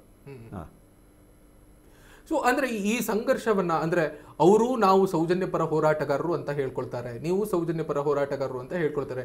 ಏನು ಈ ಸಂಘರ್ಷವನ್ನ ಪರ ವಿರೋಧ ಆರೋಪ ಪ್ರತ್ಯಾರೋಪಗಳನ್ನ ಚಾಲ್ತಿಯಲ್ಲಿ ಇಡುವಂತಹ ಏನಾದರೂ ಯೋಜನೆಯ ನಿಮ್ದು? ಹೇಗೆ? ನ್ಯಾಯ ಸಿಕ್ಕರೆ ಇವತ್ತು ಬಿಟ್ಟುಬಿಡ್ತೀವಿ. ಯೋಜನೆ ಏನು ನಮ್ದೇನಿಲ್ಲ. ಏನೋ ಎಲ್ಲರೂ ಯೋಜನೆ ಮಾಡುವಾಗ ನಾವು ಯೋಜನೆ ಮಾಡ್ತಾ ಇರಬೇಕಾ? ನಾವು ಅವಂತೂ ಇದಕ್ಕೆ ಹುಟ್ಟಿಲ್ಲ. ನಾವು ನಮಗೆ ಏನು ಸತ್ಯ ಹೊರ ಬರಬೇಕು, ನಾವು ನಿಲ್ಲಿಸಬೇಕು, ನಮ್ಮ ಕೆಲಸ ನಾವು ಮಾಡ್ತಾ ಇರಬೇಕು. ಇದರಲ್ಲಿ ನಿಮ್ಮ ಚಾಲ್ತಿಯಲ್ಲಿದ್ದರೆ ನಮಗೇನೋ ದುಡ್ಡು ಬರುತ್ತೆ ಅಂತೇನೇ ಇದೆಯಾ? ಅವ್ರು ಹೇಳ್ತಿದಾರಲ್ಲ, ಆರೋಪ ಮಾಡ್ತಿದ್ರು ವಿದೇಶದಿಂದ ಫಂಡಿಂಗ್ ಆಗ್ತಾ ಇದೆ ಅಂತ. ನಿಮಗೆಲ್ಲ ತೋರಿಸಲಿ ಸ್ವಾಮಿ, ಒಂದಾದ್ರೂ ತೋರಿಸಲಿ, ₹1 ಬಂದು ತೋರಿಸಲಿ. ಅಲ್ಲ, ಅಷ್ಟು ಗೊತ್ತಾಗಲ್ಲ. ವಿದೇಶದಲ್ಲಿ ಫಂಡ್ ಬರುವಾಗ ಕೇಂದ್ರ ಸರ್ಕಾರಕ್ಕೆ ಅದೊಂದು ಇದಕ್ಕೆ ಇದೆ, ಅದಕ್ಕೆ ಒಂದು ಇಲಾಖೆನೇ ಇದೆಯಲ್ಲ. ಎಷ್ಟು ದುಡ್ಡು ಬಂದರೂ ಅಲ್ಲಿ ಗೊತ್ತಾಗ್ತಲ್ಲ. ಅದೇನು ಗೊತ್ತಿಲ್ಲ ಇವರಿಗೆ. ದಡ್ಡ ಥರ ಮಾತಾಡಬಾರ್ದು, ಗೂಬೆ ಥರ ಬಂದು ಯಾರು ಮಾತಾಡೋ ಒಂದು ವ್ಯಾಲ್ಯೂ ಇರಬೇಕು ಆ ಮಾತಿಗೆ. ಎಷ್ಟೇ ಫಂಡ್ ಬಂದ್ರು ಗೊತ್ತಾಗುತ್ತೆ. ಒಂದು ಕಾಲ ಇತ್ತು. ಅಲ್ಲ ಅವ್ರು ಹೇಳೋಂಗೆ NGOಗೆ ಫಂಡ್ ಬಂದಿದೆ ಅಂತ ಅದ್ರ ಥ್ರೂ ನಿಮ್ಗೆಲ್ಲ ಹಂಚಿಕೆ ಆಗಿದೆ ಅಂತೆ. ಒಂದಾದ್ರೂ ದಾಖಲೆ ತೋರಿಸಿ. ₹1 ಕೊಟ್ಟು ತೋರಿಸ್ತೀರಾ? ಅವನಿಗೆ ಕೇಳಿ ತೋರಿಸಿ ಅಂತ. ಅವನಿಗೆ ಹೇಳಿದ ಅವನ ಯೋಗ್ಯತೆಗೆ ಬಾಯಿ ಒಂದು ಬೊಗಳೋದಲ್ಲ, ಅವನ ಯೋಗ್ಯತೆಗೆ. ಮೊದಲು ಅವನ ಮನೆಯಲ್ಲಿರೋ ಹೆಣ್ಣು ಮಕ್ಕಳನ್ನ ರಕ್ಷಣೆ ಮಾಡಿ ಅಂತೇಳಿ, ಆನಂತರ ನಮ್ಮ ವಿಷಯಕ್ಕೆ ಮಾತಾಡಿ ಅಂತೇಳಿ. ಅಷ್ಟೇ ನಾನು ಹೇಳ್ತಾರೋ ಅಂಥವರಿಗೆಲ್ಲ. ಒಟ್ನಲ್ಲಿ ನಿಮ್ಮ ವಾದ ಏನು? ಸೌಜನ್ಯ ಕೇಸ್ ಮರು ತನಿಖೆ ಆಗಬೇಕಾ, ಸಮಗ್ರ ತನಿಖೆ ಆಗಬೇಕಾ? ಏನು ತನಿಖೆ ಯಾವ ಆಯಾಮದಲ್ಲಿ ನಡಿಬೇಕು ಅಂತ ಹೇಳ್ತೀರಿ ಕೊನೆಯದಾಗಿ? ಅದು ತನಿಖೆ ಯಾವ ರೀತಿಯಲ್ಲಿ ಬೇಕು ಕಾನೂನು ಚೌಕಟ್ಟಲ್ಲಿ ಅದಾಗ್ತಲೇ ಇದೆ. ಅದಕ್ಕೆ ಏನು ತೊಂದರೆ ಬಿಡಿ. ಇವಾಗ ಕೆಲವರು ಅಲ್ಲ ನಾವು ನಡೆಸ್ತೀವಿ, ಅವ್ರು ನಡೆಸ್ತೀವಿ, ಯಾವ ಅವಶ್ಯಕತೆ ಇಲ್ಲ. ನಮ್ಮ ವಕೀಲರು ಸುಪ್ರೀಂ ಕೋರ್ಟ್ ಏನು ಮಾಡಬೇಕೋ ಅದು ಮಾಡ್ತಲೇ ಇದ್ದಾರೆ. ಏನು ತೊಂದರೆ ಇಲ್ಲ. ಆ ವಿಷಯವನ್ನಿಟ್ಟು ನಾವು ಎಲ್ಲೂ ಆಟ ಆಡಿಗೆ ಹೋಗ್ತಾ ಇಲ್ಲ. ನ್ಯಾಯ ಸಿಕ್ಕೇ ಸಿಗುತ್ತೆ. ಅತ್ಯಾಚಾರ ಜೈಲಿಗೆ ಹೋಗುತ್ತೆ. ಇವತ್ತಲ್ಲ ನಾಳೆ, ಸ್ವಲ್ಪ ಲೇಟ್ ಆಗ್ಬೋದು. ಅದು ಅತ್ಯಾಚಾರಿ ಯಾರು ಅನ್ನೋದು ನಿಮ್ಗೆ ಗೊತ್ತಿದೆ. ಅತ್ಯಾಚಾರಿ ತಮಗೆ ಗೊತ್ತಿರ್ತಲ್ಲ. ನನಗೆ ಅಲ್ಲ, ತಮಗಿಂತ ಈ ಬಂದು ಕೂತು ಮಾತಾಡೋರೆಲ್ಲ ಹೇಳಿರ್ಬೋದಲ್ಲ, ಅದಕ್ಕೆ ತಮಗೆ ಗೊತ್ತಿರ್ಬೋದು. ಅಂದ್ರೆ ಅವ್ರು ಹೇಳೋದು ಸಂತೋಷ್ ರಾವ್ ಅವರೇ ಅನ್ನೋದನ್ನ ಹೇಳ್ತಾರೆ. ಅದನ್ನೇ ನಾನು ಕೇಳಿರೋದು. 4ವರೆಗೆ ಎತ್ತಾಕೊಂಡು ಹೋಗುವಾಗ ಎಲ್ಲವನ್ನೂ ನೋಡಿದ್ದಾರೆ. ಇದು ನೋಡಿಲ್ವ ಹಂಗಾರೆ ಸಂತೋಷ್ ರಾವ್? ಎಲ್ಲವನ್ನೂ ನೋಡಿದ್ದಾರೆ ಅಲ್ಲಿದ್ದವರೆಲ್ಲ. ಇದನ್ನು ನೋಡಿಲ್ವ ಹಂಗಾರೆ ಕಾಡಿಗೆ ಎತ್ತಾಕೊಂಡು ಹೋಗ್ತಾ ಇರೋದು? ಇವರಿಗೆಲ್ಲ ಉತ್ತರ ಕೊಡ್ಲಿಕ್ಕೆ ಇರೋದಲ್ಲ ಸರ್. ನಾವು ನಮ್ಮ ಸಮಯ ವ್ಯರ್ಥನೂ ಮಾಡಲ್ಲ. ಇಂಥವರಿಗೆ ಈ ಸಮಾಜದಲ್ಲಿ ಬದುಕಲಿಕ್ಕೆ ಯೋಗ್ಯತೆ ಇಲ್ಲದವ್ರಿಗೆ ಅಂತ ಹೇಳ್ಬೋದು. ಅವರಿಗೆಲ್ಲ ನಾವು ಹಂಗೇನೆ ಹೇಳೋದು. ಅಂಥವ್ರಿಗೆ ಉತ್ತರ ಕೊಡ್ಲಿಕ್ಕೆ ಇರೋದಲ್ಲ. ನಾವು ಆದಷ್ಟು ನಮ್ಮಷ್ಟೇ ನಾವು ಕೆಲಸ ಮಾಡಿ ತೋರಿಸ್ತೀವಿ ಹೊರತು ಸುಮ್ಮನೆ ಉತ್ತರ ಕೊಡಲಿಕ್ಕೆ ನಾವು ಬರೋದಿಲ್ಲ ಸರ್. ದಾಖಲೆ ಪೂರ್ಣ ಹೋರಾಟ ಮುಂದುವರಿಯುತ್ತೆ. ಹೌದು, ದಾಖಲೆ 100% ನಾವು ದಾಖಲೆ ಇಟ್ಟೇ ಹೋರಾಟ ಮಾಡ್ತಾ ಇರೋದು. ಪ್ರತಿಯೊಂದಕ್ಕೂ ದಾಖಲೆ ಇದ್ದೇ ನಾವು ಮಾತಾಡ್ತಾ ಇರೋದು. ಅದಕ್ಕಿಂತ SIT ಅವರು ಅಷ್ಟು ಗಟ್ಟಿಯಾಗಿ ನಿಂತಿರೋದು. ಎಷ್ಟು ಇರೋ ಅವರು ಅಷ್ಟಾಗಿ ತನಿಖೆ ಮಾಡ್ತಾ ಇದ್ದಾರೆ. ನಮಗೆ ಒಂದು ತೃಪ್ತಿ ಇದೆ. ಇವತ್ತಲ್ಲ ನಾಳೆ ಒಂದಿಷ್ಟು ಗೊಂದಲವಾಗಿ ಹೇಳಿಕೆಗಳನ್ನ ಹೇಳ್ತಾ ಇದ್ದಾರೆ. ಏನೇ ಹೇಳಿಕೆ ಇದ್ದರೂ ಒಂದು ಹಂತದಲ್ಲಿ ಆ ಥರ ಹೇಳಿಕೆಗಳು ಬರ್ತಾ ಇರುತ್ತೆ, ಹೋಗ್ತಾ ಇರ್ತದೆ. ಮತ್ತು ಹೇಳಿಕೆ ಆಗಲ್ಲ. SIT ಅವರು ಅದೇ ಥರ ಆಟ ಆಡ್ತಾ ಇರ್ಬೋದು. ಒಂದು ವೇಯಲ್ಲಿ ಕೆಲಸ ಮಾಡ್ಬೋದು, ಇಲ್ಲ ಇನ್ನೊಂದು ವೇಯಲ್ಲಿ ಕೆಲಸ ಮಾಡ್ಬೋದು. ಅದ್ರ ಒಂದು ಸಣ್ಣ ಅನುಮಾನ ಇದೆ ಅವರಿಗೆ. ಯಾರಿಗೆ? SIT ಮೇಲೆ ನಿಮ್ಗೆ ಒಂದು ಸಣ್ಣ ಅನುಮಾನ. ನನಗೆಲ್ಲೋ ಅನುಮಾನ ಕಾಣಿಸ್ತಾ ಇದೆ. ನೀವೀಗ ಈಗಷ್ಟೇ ಹೇಳಿದ್ರಲ್ಲ. ನನಗೆ ಅನುಮಾನ ಅಲ್ಲ. ಒಂದು ವಿಷಯ ನಾನು ಹೇಳಿರೋದೇನು ಗೊತ್ತಾ? SIT ಅಂದರೆ ಏನೋ ಒಂದೇ ಥರ ಹೋಗಿ ತನಿಖೆ ಮಾಡೋದಲ್ಲ. ಅವ್ರು ಬೇಕಾದ್ರೆ ನಮ್ಮ ಕಡೆ ನಿಂತು ನೆಗಾಡ್ತಾ ಮಾತಾಡ್ಬೋದು, ಇನ್ನು ಆಪೋಸಿಟ್ ಅವ್ರಿಗೆ ಮಾತಾಡ್ಬೋದು, ಸೈಲೆಂಟ್ ಆಗಿರ್ಬೋದು, ಗರ್ಜಿಸ್ಬೋದು. ಅದೆಲ್ಲ SIT ಒಂದು ರೀತಿ. ಅದು ಹೌದು, ಅದನ್ನು ನಾವು ಅರ್ಥ ಮಾಡ್ಕೊಂಡಿರ್ಬೇಕಷ್ಟೇ. ಬೇರೆ ಏನಿಲ್ಲ. ನಾನು ಹೇಳಿರೋದು ಅಲ್ಲಿ ಡೌಟ್ ಅಂತ ಹೇಳ್ತಾ ಇಲ್ಲ. ತನಿಖೆ ಆಗ್ತದೆ. ಏನಿಲ್ಲ, ಒಂದಿಷ್ಟು ದಿನ ಮಂಜುನಾಥ ಸ್ವಾಮಿ, ಅಣ್ಣಪ್ಪ ಸ್ವಾಮಿ ಅದನ್ನು ತನಿಖೆ ಮಾಡಿ ಒಳ್ಳೆ ರೀತಿಯಲ್ಲಿ ಮುಂದೆ ಬರುವಂಗೆ ಮಾಡ್ತಾರೆ. ಹೆಂಗೂ ಅತ್ಯಾಚಾರಿ ಜೈಲುವುದು ಗ್ಯಾರಂಟಿ. ಅದರಲ್ಲಿ ಎರಡು ಮಾತಿಲ್ಲ. ಅದು ಮಾತ್ರ ನಾವು ಇಡೀ ಕರ್ನಾಟಕ ರಾಜ್ಯದ ಜನತೆಗೆ ಹೇಳ್ತೀವಿ. ನೋಡಿ, ಇವತ್ತಲ್ಲ ನಾಳೆ ನಮ್ಮನ್ನು ಯಾವ ರೀತಿಯ ತನಿಖೆ ನಡೆಸ್ತಾರೆ ಅದೇ ರೀತಿಯಲ್ಲಿ ತನಿಖೆ ಆಗ್ತಾ ಇದೆ. ಆ ಒಬ್ಬರ ಮಾತಲ್ಲ, ಒಬ್ಬರ ಬಾಯಿಂದ ಏನೋ ಒಂದು ಸುದ್ದಿ ಬರ್ತಾ ಇರುತ್ತೆ. ಏನೋ ಒಂದು ಮಿಸ್ಟೇಕಲ್ಲಿ ಸಿಕ್ಕಾಕಿ ಆಗ್ತದೆ. ಆ ಮಂಜುನಾಥ ಸ್ವಾಮಿ ಬಿಡುವುದೇ ಇಲ್ಲ ಅಂತ ನಾನು ಗ್ಯಾರಂಟಿ ಹೇಳ್ತೀನಿ. ನಂಬಿಕೆ 100% ನಂಬಿಕೆ ಇದೆ. Thank you. ಇದಾಗಿತ್ತು ಈ ಹೊತ್ತಿನ ವಿಶೇಷ ಸಂದರ್ಶನ. ಮತ್ತೊಂದು ವಿಶೇಷ ಸಂದರ್ಶನದೊಂದಿಗೆ ನಿಮ್ಮ ಮುಂದೆ ಹಾಜರಾಗ್ತೀನಿ. ನಮಸ್ಕಾರ. ಅಲ್ಲಿ ತನಕ ನೋಡ್ತಾ ಇರಿ ಕರ್ನಾಟಕ ನ್ಯೂಸ್ ಬೀಟ್. ನ್ಯಾಯ ನಮ್ಮೊಂದಿಗೆ, ನಾವು ನಿಮ್ಮೊಂದಿಗೆ.